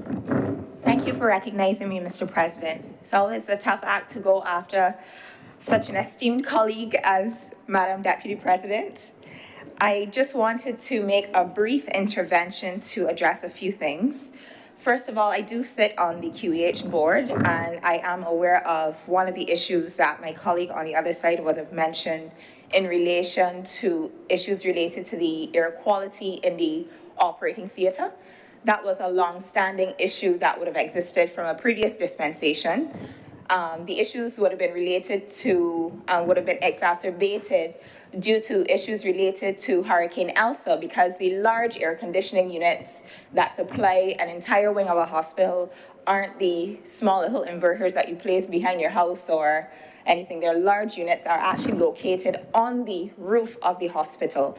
And the board that preceded the one that I now sit on, actually, in spite of COVID and all the expenditure related to COVID, saw it as a priority to direct funding towards repairing the entire roof of the surgical suite, replacing the air conditioning units. And when I say units, the units are probably half the size of this chamber, and also establishing a maintenance schedule for the continued care of those units to make sure that going forward that we can have proper air quality for the staff that work so tirelessly in our operating theaters. So I wanted to bring that to the Chamber's attention. The former United Nations Secretary General Kofi Annan said this. He said that health and safety at work is not just sound economic policy, it is a basic human right. Anyone taking a casual or cursory glance at the proposed amendments would tend to think that we're here making life more difficult for businesses in this country, adding another layer of regulations, another set of hoops to jump through, but I say it's not so. People are at the center of the policy decisions that this administration is making, something that Madam Deputy President would have addressed. And people have to be at the center because when we look at the data, we see that last year alone, there were 2.78 million lives lost due to world-related accidents and exposures. We want the day to come that not a single Barbadian is in that number. In labor circles, there is a term that's called Vision Zero, and the concept deals with the fact that the aim is zero accidents, zero illnesses, zero exposures, zero workplace violence, zero workplace harassment, and no harm, zero harm during a person's entire working career. It is ambitious and lofty, but is something that I think is worthy to committing to. Mr. Annan's quote didn't only make reference to human rights, it also indicated that investing in health and safety at work just makes good economic sense. When we look at information coming out of the International Labour Organization, we see that 4% of global GDP is lost due to accidents at work and diseases every single year. That amounts to almost $3 trillion US.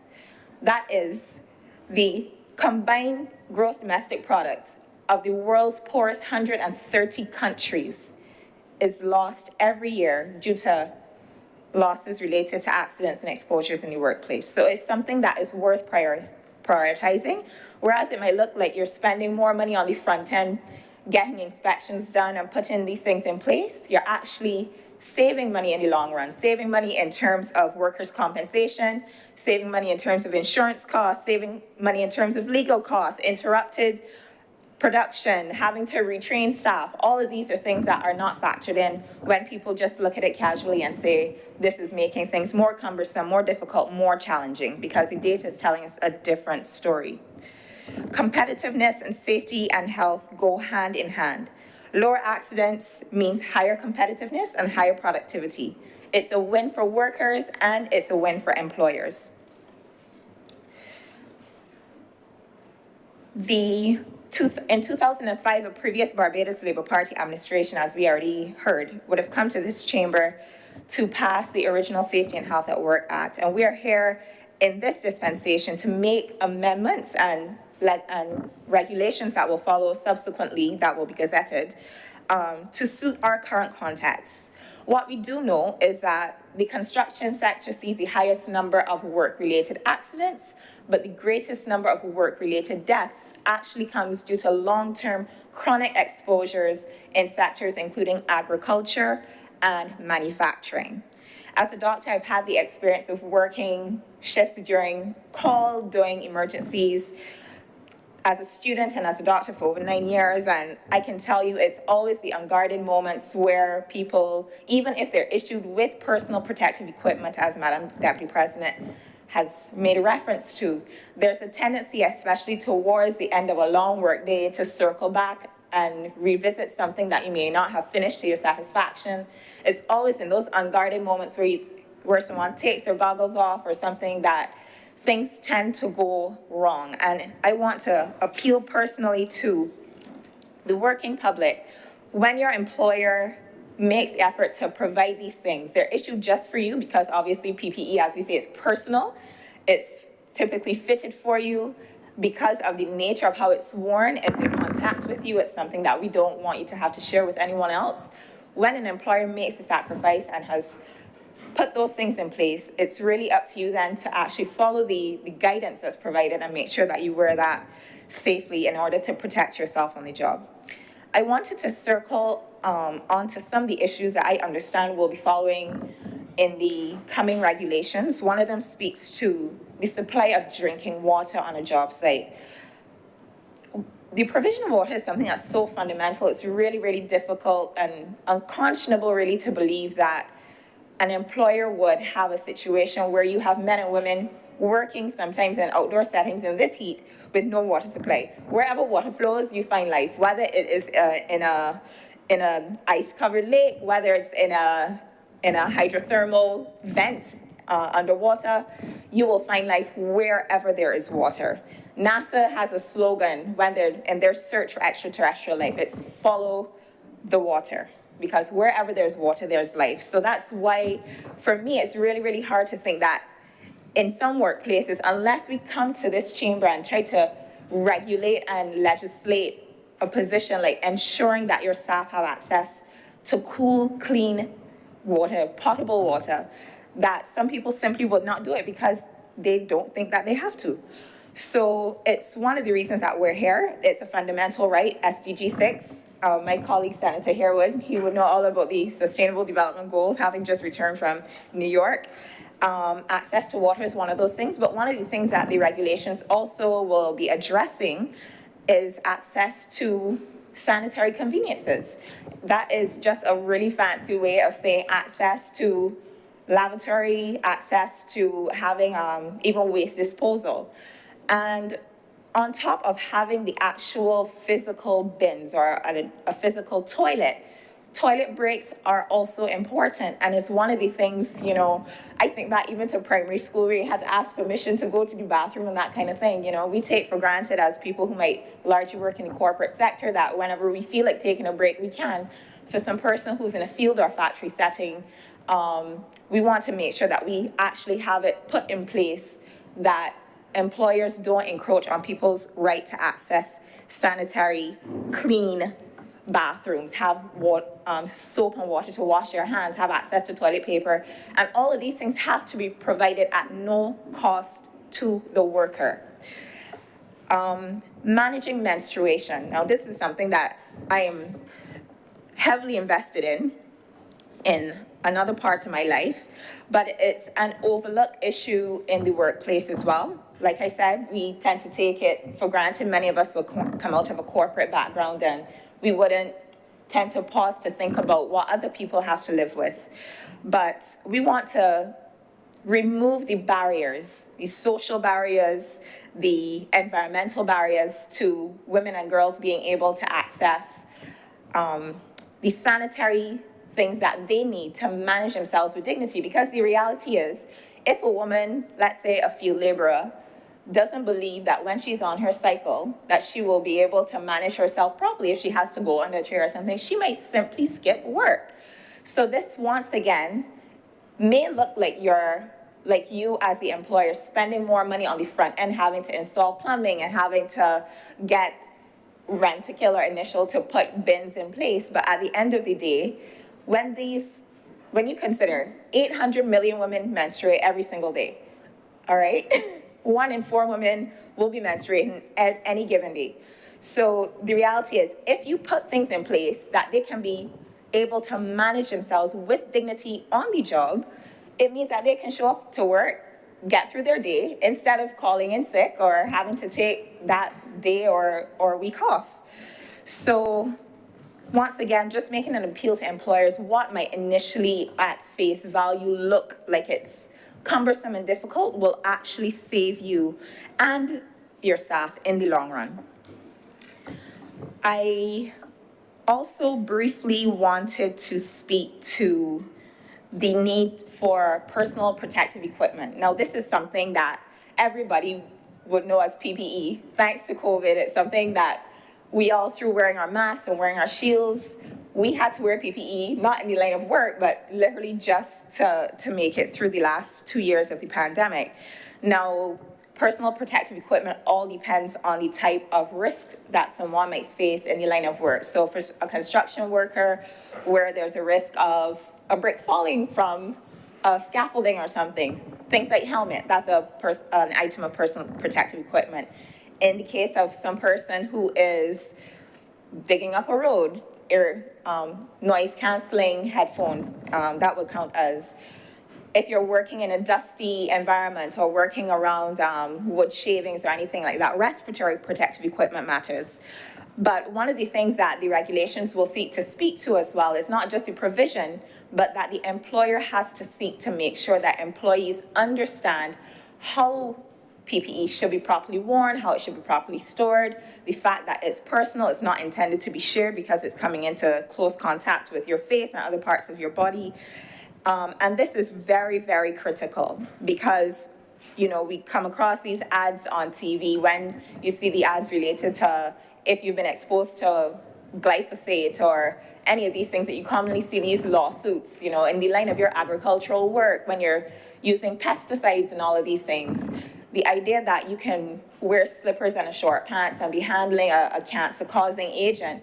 Now, this is where the public education aspect really comes in, because these are things that are readily available in most hardware stores, and people don't understand, yes, it's gonna kill the caterpillars, but it's also gonna affect the biodiversity of the country. So things like butterflies and all the things that important pollinators, honeybees that we're seeing less of, is going to impact them.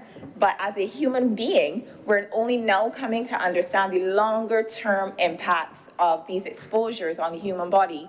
So I just want to appeal to people not to take it for granted. And, you know, if you're self-employed, if you're a small farmer, something like that, it's also incumbent upon you to do your own research and to protect yourself, because that's one of the things we've actually laid out in the regulations. It's on the employer to do that research, and if they're not in a position to do that research, to hire someone who can give them the appropriate guidance so that their team will know how to protect themselves, because they don't want that somebody circles back in 5 years and 10 years and says, I have a lymphoma, I want to get paid. All right, so the bill has been extensively debated. I've enjoyed the contributions this afternoon, and I won't delay the House any longer. Thank you for your time, Mr. President.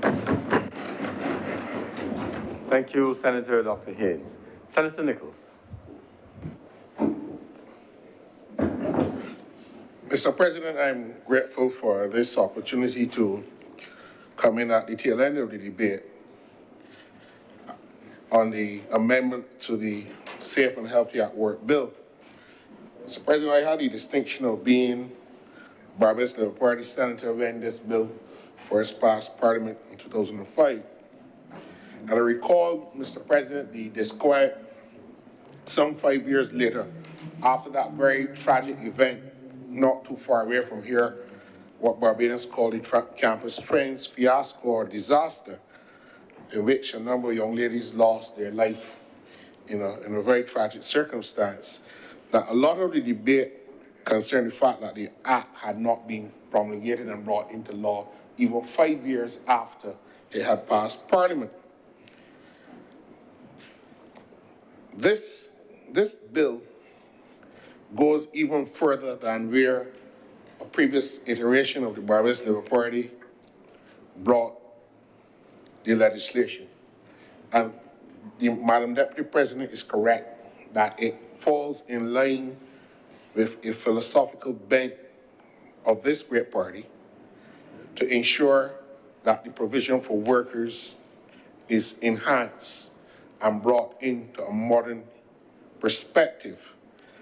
And I want to spend a little bit of time, Mr. President, going through what I consider, from my own practical experience as a lawyer, showing how this bill has and can impact the lives of working people in the country, particularly since it liberated a lot of the difficult areas of the common law and perhaps what the Factories Act, its predecessor, could not do. And I think Senator Boyce alluded to that in his contribution. But the imposition, Mr. President, of regulatory duties on employers to enforce health and safety standards is something that is very new to us, even although this legislation was passed in 2005.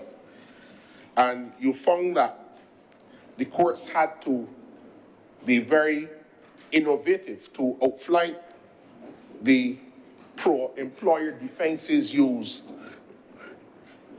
in cases where employees suffered injuries at work or faced working conditions that exposed them to serious health conditions.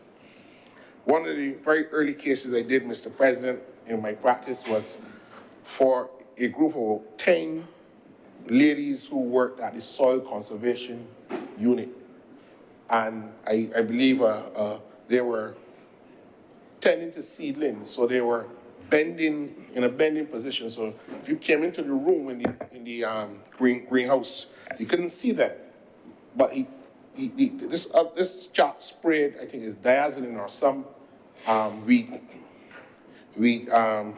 insecticide in the room, in the greenhouse, subjected those ladies to some severe sinusitis and other respiratory illnesses. And the way in which our court system treated them was more reflective of the perspective that your consideration, or what I should say, the benefit that should be considered, bore a lot of affinity to your social standing, the amount of money that you earned, and the place in which the society felt that you should get, because I can't recall that any of those ladies got more than $20,000 each for having to suffer through that tremendous episode. I can recall, Mr. President, Senator spoke about the improvement in condition of sanitation service authority workers, but I happen to represent a sanitation worker who placed garbage in the back of the truck, and when the compactor was engaged, it punctured paint from an automotive shop and went into his eye, and he was blinded in his eye, and it took a very, very long time to achieve a settlement in the matter, because the argument was that the employer did everything, and this is not a position taken by the Sanitation Service Authority. This was a position taken by the insurer. So the insurance company took the view that the employer did everything, provided them with gloves and boots, and therefore had no other responsibility for the employee. Then there was, Mr. President, a situation where a very popular establishment on the West Coast was being constructed, and the workers were asked to attach a sign onto the building, and they rested a ladder on what they thought was a balcony, but the balcony was only a balcony that was decorative, so it could not weight bear. So they got up on the ladder, stood on the balcony, and were hauling the sign. The entire thing came down, and all of them were severely injured, broken bones, ribs. The case is still in the court. It preceded the 2005 Act. The case is still in the courts because the employer said, well, the supervisor was breaking a job for the other company. The other company blamed the owner of the premises. The owner of the premises blamed the contractor, and the contractor blamed the architect. And the architect said, well, why are you blaming me? You cannot enter the balcony from the inside of the building, so there's no possibility of anybody going to stand on it. So you had a whole series of companies suing each people, all these people, and some poor construction workers for more than 20 years now in the court system trying to get some kind of reparation for that circumstance. So that the common law has required employers to provide a safe system of work, to provide a safe place of work, adequate plant and equipment, and so forth. This act, when it came into being, revisited the requirements of the Factories Act. And I've heard the contributions of honorable senators today, and I agree with all of them, particularly my good friend, Senator Dr. Haynes, and the Deputy President. But to my mind, this piece of legislation bears too much familiarity with its origins, in that a lot of the provisions of the Factories Act still remain in this legislation. And when we speak about modernizing the regulation of workplaces in Barbados, I think it is time that we have to come back to this legislation, revisit it, because I know the purpose of the amendment today is in effect to give support to Barbados's commitment to the International Labour Organization decision in June of this year to import a whole new framework, regulatory framework for the workplace. And it should find its place in the Act. But when we go back to the Act, the language of the Act and its origins, to my mind, are still troublesome. You still see, despite that we have abolished the Factories Act, there's still references to machinery. and large provisions of the Act speak to machinery and the provision of fencing and guards on those machineries, chains and ropes, like in Section 20, cranes and lifting and hoists and steam boilers, and things of that nature. Now, I'm not saying there are not persons and people in Barbados who are not employed in a factory today or employed in a situation where there are steam boilers. But certainly, these provisions, when they were first brought into law, found themselves because it was necessary.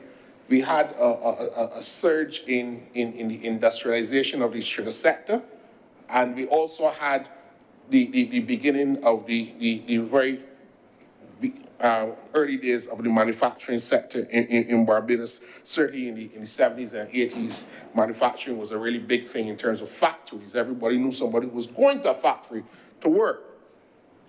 And the Act still speaks, Mr. President, to the designation of a factory doctor in Section 75.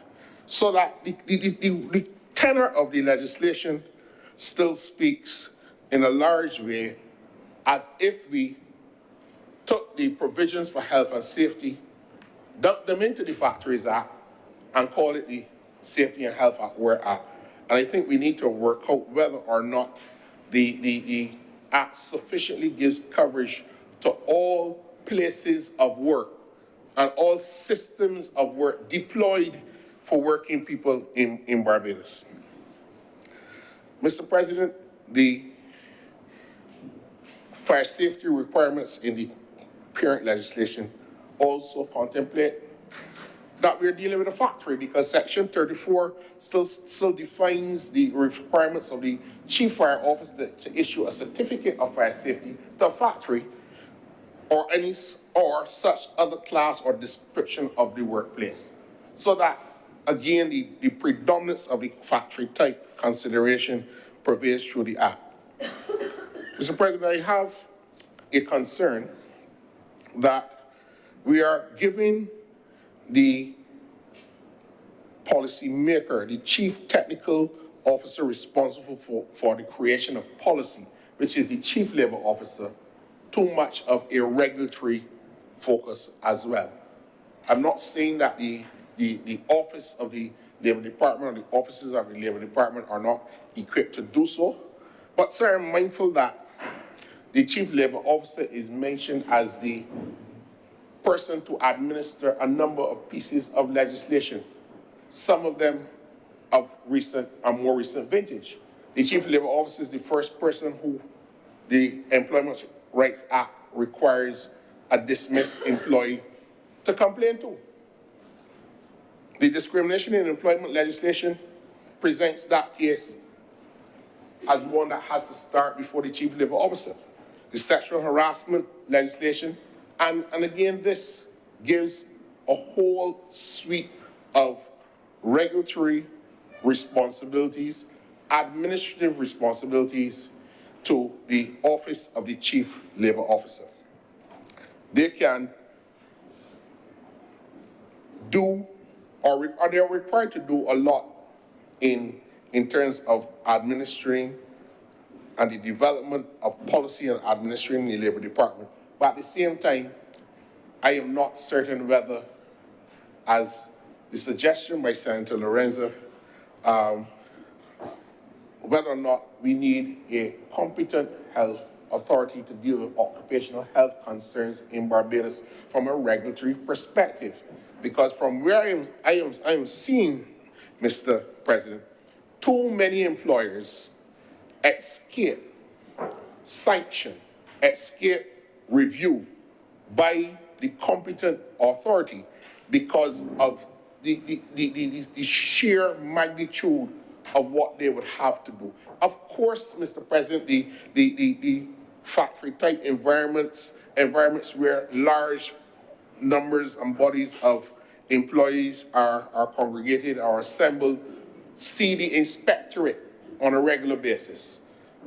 And we know what those types of industries are, but there are workers, Mr. President, who suffer. And I heard mention today of the construction workers in the sector. And this government, Mr. President, and I will say this because a manager of a construction company called me shortly after my return speech when I came back to the Senate in March, when I made a reference about things about the Employment Rights Act.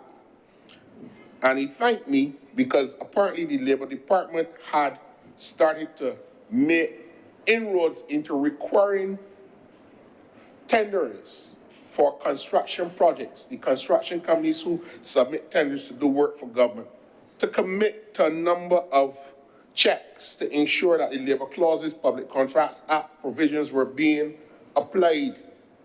And I'm not saying that it was as a result of my contribution to our earlier debate, but certainly there has been a long concern that a number of companies in Barbados have been able to underbid and procure work from government on the basis that they can pay and treat the workers as they like because there is little maneuver for them, room to maneuver for them in terms of mitigating the conditions on which they find themselves. So that when I see things like the provision of sanitary conditions and drinking water prescribed in regulations, these are things that normal people in Barbados, Mr. President, have to endure the indignity of going to work and not being afforded these conditions. And I'm happy that the Chief Labor Officer and her department, I believe that meeting was sometime in April that was convened after I spoke. So my colleague, my schoolmate who runs a construction company was able to locate the actions of government based on what he perceived that I had said. I can't speak to you, Mr. President, in the way he spoke to me because the language would not be permitted in the chamber. But certainly it was startling to know the list of things that they had to deal with in terms of trying to match the low cost of bids really taking advantage of working people in the country. Mr. President, so therefore I want to make the call that we have as a people to revisit the situation of labor in the country and to take into consideration all of the valuable points made by senators today. But I certainly do not believe, Mr. President, that the administrative and the policy-making capacity of the Labor Department should be added to by way of the regulatory work that has to be done to ensure that workers are protected in this country. While I consider a lot of the work being done by the Labor Department to be of yeoman service to the people of the country, I believe it is time to liberate them and to give the inspectorate in the Labor Department its own more resources to ensure that all of the workers in Barbados are protected. These regulations that we speak to, Mr. President, there are regulations that speak to fuel stations in Barbados. Now, this requires, these fuel station regulations refer to what we popularly and commonly call gas station attendants. And in these regulations, it is now required for annual medical examination of each and every employee at no cost to the employee. But Mr. President, for those of us who have ever had a gas station attendant or employee sitting down in front of them, it is the most frightful experience that they can have because they have to tell the employer that they have a child sick or a relative sick or they themselves sick in order to come to discuss conditions at work because it is a field that subjugates ordinary people in this country to the worst embarrassing indignities. And I believe, Mr. President, that if it is now required to ascertain whether these employees are susceptible to a host of diseases that are prescribed in the schedule to those regulations, and that the doctor has now, a medical practitioner has the requirement in law to report to the chief labor officer if these fuel station attendants or employees are susceptible to any or found to be diagnosed with any of these diseases. So there's a burden on the medical doctor to report to the chief labor officer. Again, we are pouring more and more regulatory responsibility on the office of the chief labor officer, and I do hope that we are making the appropriate provision for them to be able to do their work. But if we do not do that, Mr. President, I believe that a lot of these regulations, because certainly it will now be the responsibility of the Labor Department to sensitize the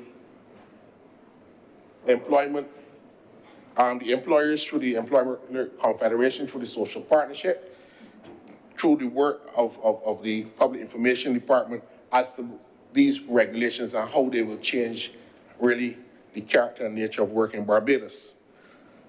But the chief labor officer has a lot of work to do to ensure that the employees themselves understand the regulatory framework in which they are required to exercise their daily functions and the rights that are pertinent to their conditions of service and the rights that they are entitled to as employees. So it's not good enough only for us to pass these regulations, but we have to go through a process, Mr. President, to sensitize the public, especially the employers, as to what is necessary. And I know we will hear the hue and cry from the usual suspects that government is now adding costs to keeping employees. But in my view, you are getting the benefit with little output in terms of what you were required to put as conditions for safety, conditions for health and maintenance of a safe standard and system. Mr. President, I see the belligerence of the employers, the ridiculous contortions of logic. And they know that the system, at the court system I'm speaking of, cannot bring a readily made solution to resolve the issues. So that if they're lucky and they're insured, and the insurance companies know how to manipulate it even more. So, Mr. President, so that this regulatory framework, as I said, liberates the defenses that employers have deployed to outflank concerns where workers have complained about the conditions under which they work. Mr. President, I know that it is very popular to describe the Barbados Labour Party in what I call the way in which Don Blackman and others in the '86 general election described the Barbados Labour Party. And and Senator Boyce and I would have had many, many discussions. He's claimed he stayed far from politics. I haven't, but when we were at university, we used to have these discussions about the political parties in Barbados. And he knows where I'm coming from, Mr. President. And so do you. This Barbados Labour Party is unfairly labeled as an anti-worker party because it is popular to do so. But I believe that it is important to do what the Madam Deputy President did, is to locate this type of legislative work by the Parliamentary Barbados Labour Party in government. It is important because I sat here once, Mr. President, and I heard a senator speaking on the other side who subsequently became Prime Minister of Barbados. And when he spoke of a Labour Party that I could not and did not recognize. And quite often I had to summon the courage to respond in as muscular a way as I thought I should respond to I can't call it nonsense, but the things that I heard. Mr. President, the last Democratic Labour Party administration abolished the Holidays with Pay Act. And that abolition of the Holidays with Pay Act was always the target of the senator to whom I spoke, because I heard him mention it often enough. And when I looked at the abolition of the Holidays with Pay Act under the last Democratic Labour Party administration, every single provision of the Holidays with Pay Act that was passed by Grantley Adams administration was left intact by the new Holidays with Pay Act, save and except the schedule for calculating the payment of the holidays with pay. Because with time you change the schedule. So that the notion of the concept of holidays with pay didn't change. The structure of the act didn't change, but the act was repealed and replaced. Because there are some people who want to remove the association of the Barbados Labour Party with putting together a suite of provisions to enhance the conditions of workers. And that was a spiteful act, Mr. President, that was done, because you don't repeal and replace a piece of legislation if the 99% of the legislation remains intact. But the suspicion was confirmed when I recall our earlier debates in this place. So that when we come to enhance workers or the benefits of workers, the Labour Party is not blowing its own trumpet. The Labour Party is standing stoutly in defense of a damn good record, Mr. President. From the time that this party was founded, and Mr. President, you know that those erstwhile founders had to navigate the cane fields, the parks, the beaches, all across Barbados and hide to speak to workers, to get a sense of where they were, to ensure that common decency was afforded to the working people of this country. It is a position from which this party will not resign.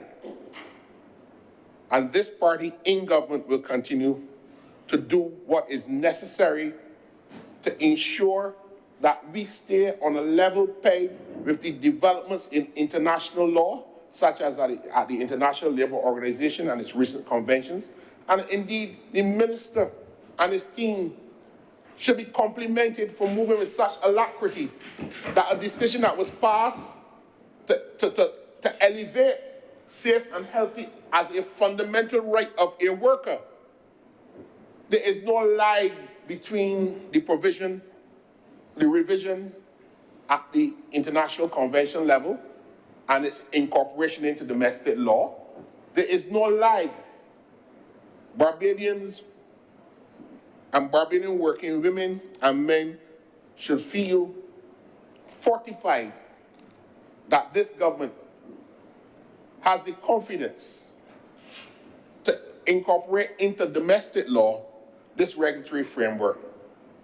And I'm sure that Barbadian working women and men will hold this Barbados Labour Party administration to its promise to make life better for its people. With those few words, Mr. President, I am much obliged to you. Thank you very much, Senator Nichols. Senator Dr. Miller-Knight. Thank you, Mr. President. Mr. President, we've had considerable discussion on this bill.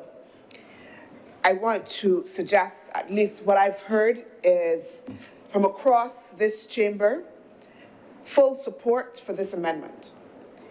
And that support, Mr. President, I believe sends a strong signal across Barbados to employers, to employees at all levels, that there is a commitment from those of us who are charged with the responsibility to administer at this level of governance, to ensure that workers, their rights, their safety are held to the highest consideration and that we are committed across whatever lines to ensuring that there is strong and effective legislation in order to do so, Mr. President.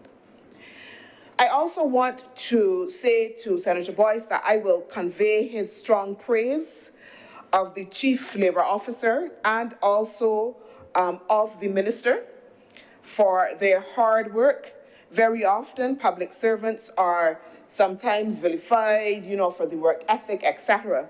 But certainly to have praise in this chamber that recognizes that we have a public service that works, and particularly the praise given to a public department that is charged with assuring workers' rights is something that we should not ignore. Senator Boyce also indicated that when he looked at the website of that department, that there was a tremendous amount of information available in relation to occupational health and safety. And we've talked quite a bit about the need to raise awareness of the Act and its provision. But I also want to read, Mr. President, that on that same website, that it indicates in the context of public awareness and training, and I read, fully informed employers and employees are crucial to the achievement of the Labour Department's mission of promoting and maintaining high occupational safety and health standards. And the Inspectorate is committed to heightening the awareness of all employers and workers through formal training programs. And it then moves to identify all of the various agencies and groups that it will work with in order to ensure that that public awareness and training is done. I also want to suggest, Mr. President, that while it is true that the government and the Labour Department has a critical role in terms of providing the education and awareness, that if we agree that such legislation benefits the employees, it benefits the employers, it benefits us all, that I hope that we can agree that the responsibility, therefore, to do the education and public awareness should not only lie with the responsibility of government and the Labour Department, but that it is something that we can agree that should be shared across all of the stakeholders that will benefit. I want to remind, Mr. President, that we do have a social partnership at which the government sits with the private sector as well as the trade union movement to have discussion on these matters so that the government alone is not engineering and pushing for the workers' rights, but through the social partnership that we are seeking to have full ventilation of these issues, and therefore the responsibility in order to ensure that everyone understands is something that ought to be shared across the board. Mr. President, I also want to reflect on the comments in relation to the workplace on the street, and to suggest again, like as I am doing before, that this is also a shared responsibility. I am minded of the words of our Prime Minister. She always says to us, we have come to government to make a difference in the lives of people. That is the mantra that we hear from the Prime Minister. That's the mantra that we hear in Cabinet. That's the mantra that we hear continually. That's the standard that we are continually held to, the extent that the work that we are doing will make a tangible difference in the lives of people. The government, through legislation, through regulation, through policy, can create the vehicle to do so. But we need all of Barbados to come along with us. If the intention is that we change the nature of the workplace out there on the streets, it depends not only on the vehicle that the government provides, but it depends on what we do in our households, in our private spaces. It depends on a fundamental understanding of our national identity. It depends on all of our efforts. So I too will join in the call for a change in the context of the workplace on the street, as all Barbadians, all institutions, including the church, joins the effort for that change. Mr. President, I don't believe that there's anything much I need to say in the context of the discussion that we've had in relation to remote work. I believe that that has been fully ventilated, and that there's an appreciation that certainly that environment is evolving. So again, while the ILO has provided guidance, there are very few countries globally, very few, and I say very few, even though we have not been able to identify any yet, that has concrete legislation to date that is comprehensive in terms of the remote working environment. That there is an understanding, as was said, that there are many issues that need to be taken into consideration, whether it's measurement, whether it's a legal issue. And the establishment of the Subcommittee on Future Work here in Barbados puts us at a curve at which we are starting the discussion in order to be able to look at the issues. So yes, while we have not done so here in the context of these amendments, it is not something that we are not thinking about, not taking into consideration, but certainly it is something that we are intending to be at the forefront as we look at continually ensuring, as this government has done, Mr. President, in order to ensure that we have the necessary environment for the upliftment of the workers of Barbados. Mr. President, I also want to speak to some of the comments that have come up during the discussion in relation to the extent that government has to set an example, that government has to be at the forefront of ensuring that it gets its house in order, that there are issues of maintenance, etc., that the government needs to be able to deal with. Mr. President, I want to remind, again, as we've said and we've heard, that this legislation was a Barbados Labour Party legislation. From 2005, we are here in 2022, Mr. President. There have been an intervening administration who did not seek to amend this act, who did not seek to amend this act to improve.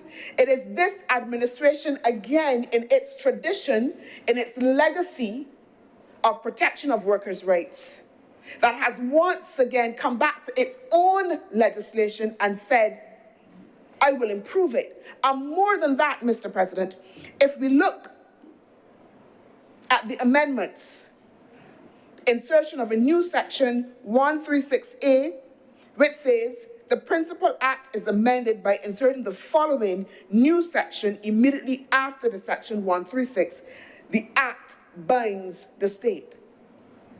So we who have initiated the Act have come back at it and placed, Mr. President, a responsibility that is explicit that the Act will bind the state, meaning that we are intended to put our own feet to the fire to ensure that we are also in adherence. It is a clear recognition, Mr. President, that yes, we also need to be able to get our house in order, that there are things that we need to be able to fix. But the intent in making it very explicit that this act shall bind the state is that we will not run away from being accountable for the implementation of the provisions of this act. Mr. President, I also want to speak to some of the comments in relation to the act and its applicability to ensure that it also speaks to the rights of employees.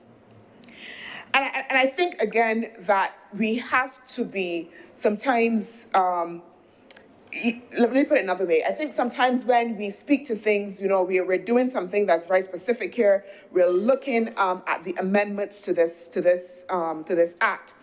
But I also took a look at the ILO website, and I attempted to trace what the ILO was saying that Barbados was doing in the context of occupational health and safety.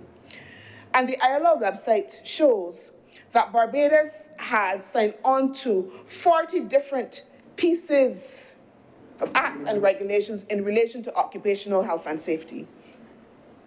It also identifies, Mr. President, that in the context of that, and the context specifically in relation to looking at the legislative framework, it identifies that outside of this particular act, the Shaw Act, and as was alluded to already on the floor, we've also as well, Mr. President, enacted the Accidents and Occupational Diseases Act that was done, I don't have my glasses, in 1983 and then further amended as well.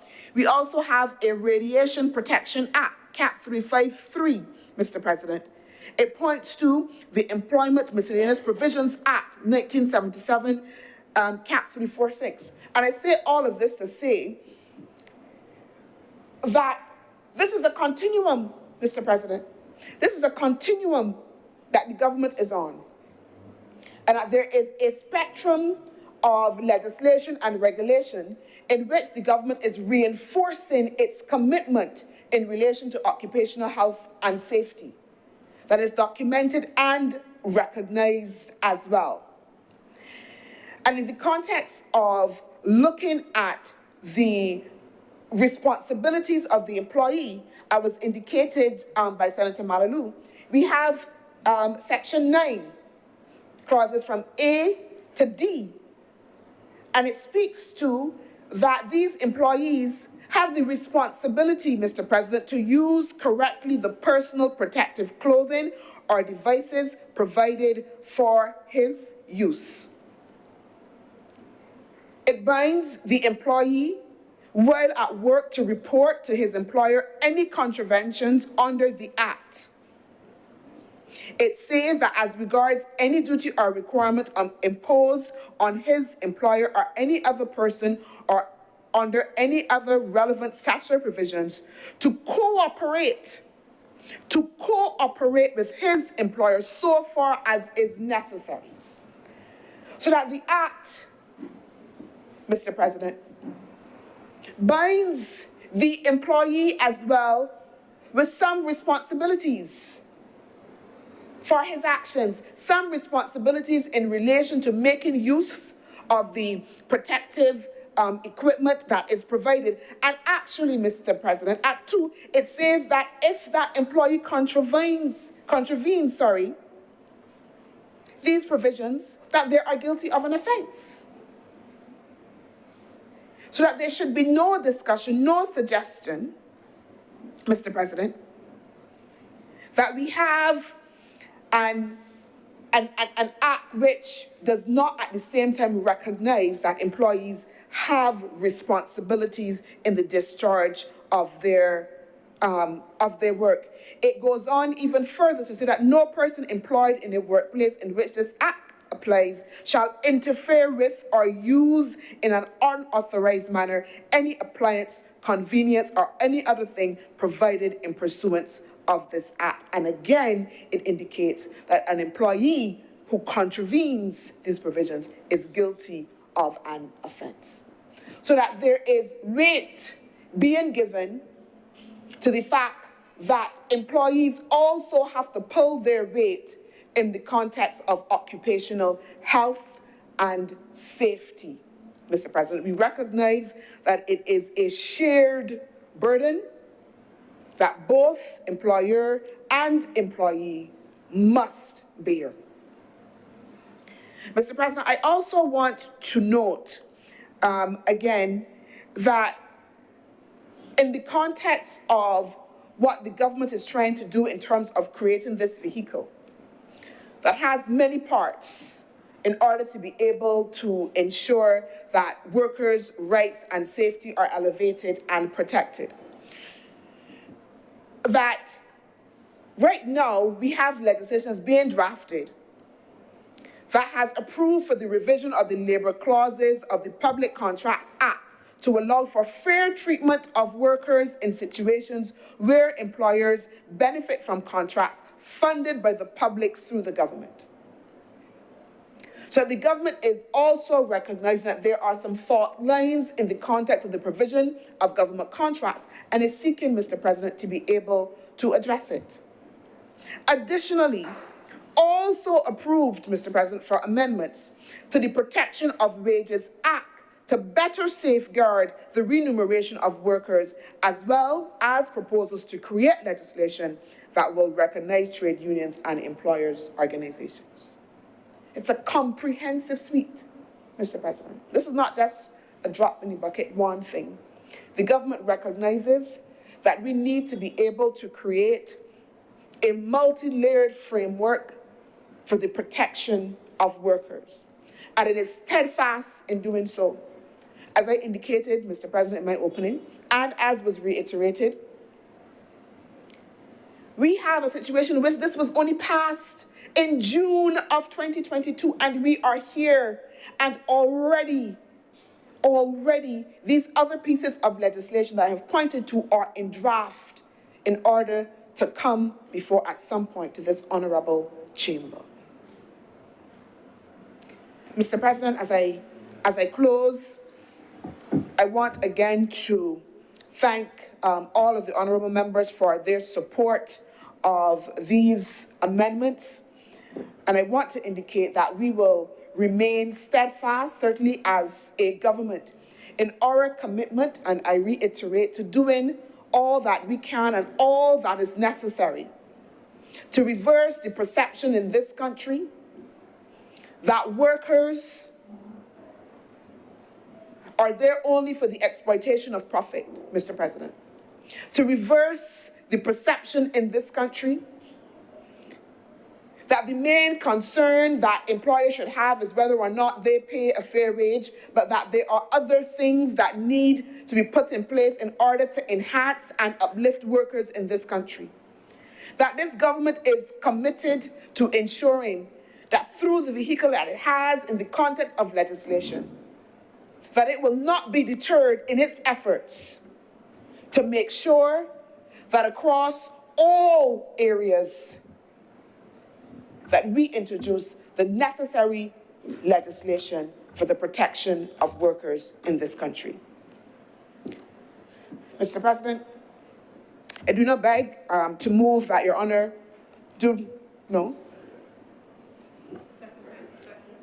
I do not beg that this bill be read a second time. The question is that this bill be read a second time. Honourable senators in favour, please say aye. Aye. Those against, please say no. Methinks the ayes have it. Mr. President, I beg to move that Your Honour do now leave the chair and the Senate resolve itself into committee for further consideration of the bill. The question is that I do now leave the chair and the Honourable Senate resolve itself in the committee for further consideration of this bill. Honourable senators in favour, please say aye. Aye. Those against, please say no. Methinks the ayes have it.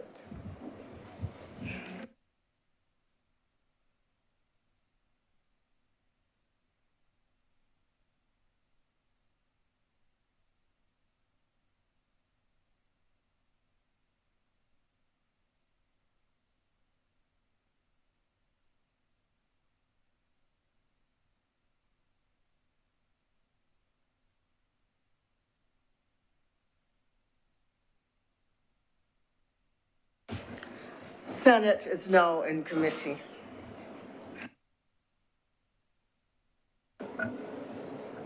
Madam Chair, may we take the bill in two parts, two bites? Clauses 1 to 8.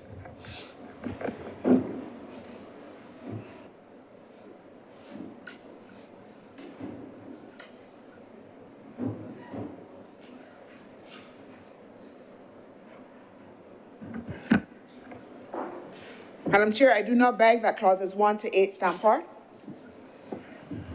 The question is that clauses 1 through 8 do now stand part. All members in favor, please say aye. Aye. And those against, please say no. Methinks the ayes have it. Clauses 9 to 14. Madam Chair, I do not beg that clauses 9 to 14 stand part. Question is that clauses 9 through 14 do now stand part. All honourable senators in favour, please say aye. Aye. And those against, please say no. We think the ayes have it.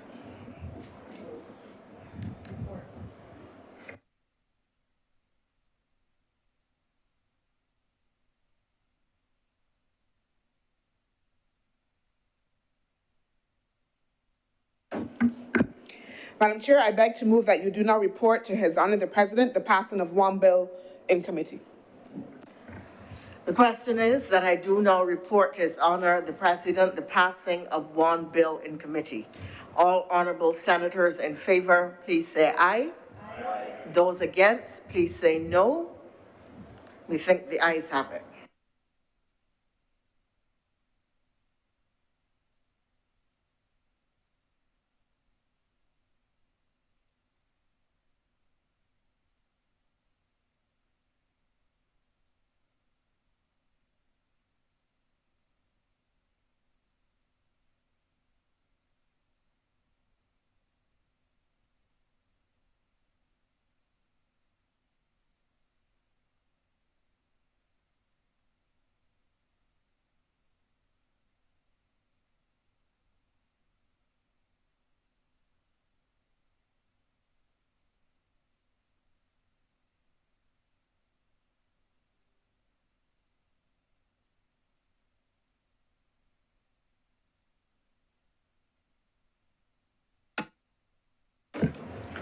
The chairman has reported to me the passing of one bill in committee.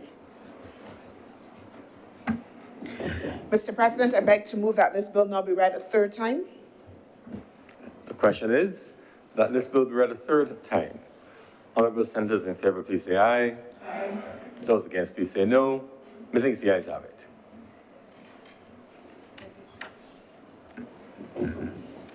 Mr. President, I beg to move that this bill do now pass and be cited as the, Safety and Health at Work Act 2022. Amendment Act 2022. The question is that this bill do not pass and be so cited. Honourable senators in favour, please say aye. Aye. Those against, please say no. Methinks the ayes have it. This bill is now passed. So passed and cited.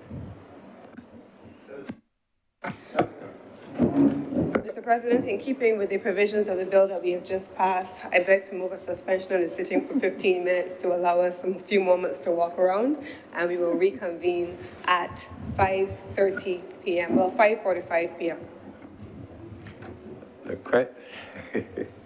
question is that for our health and safety, this is going to be suspended for 15 minutes. We resume I couldn't help myself.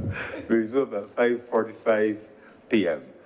Honourable senators in favour, please say aye. Aye. Those against, please say no. The ayes have it. This is suspended until 5:45 p.m.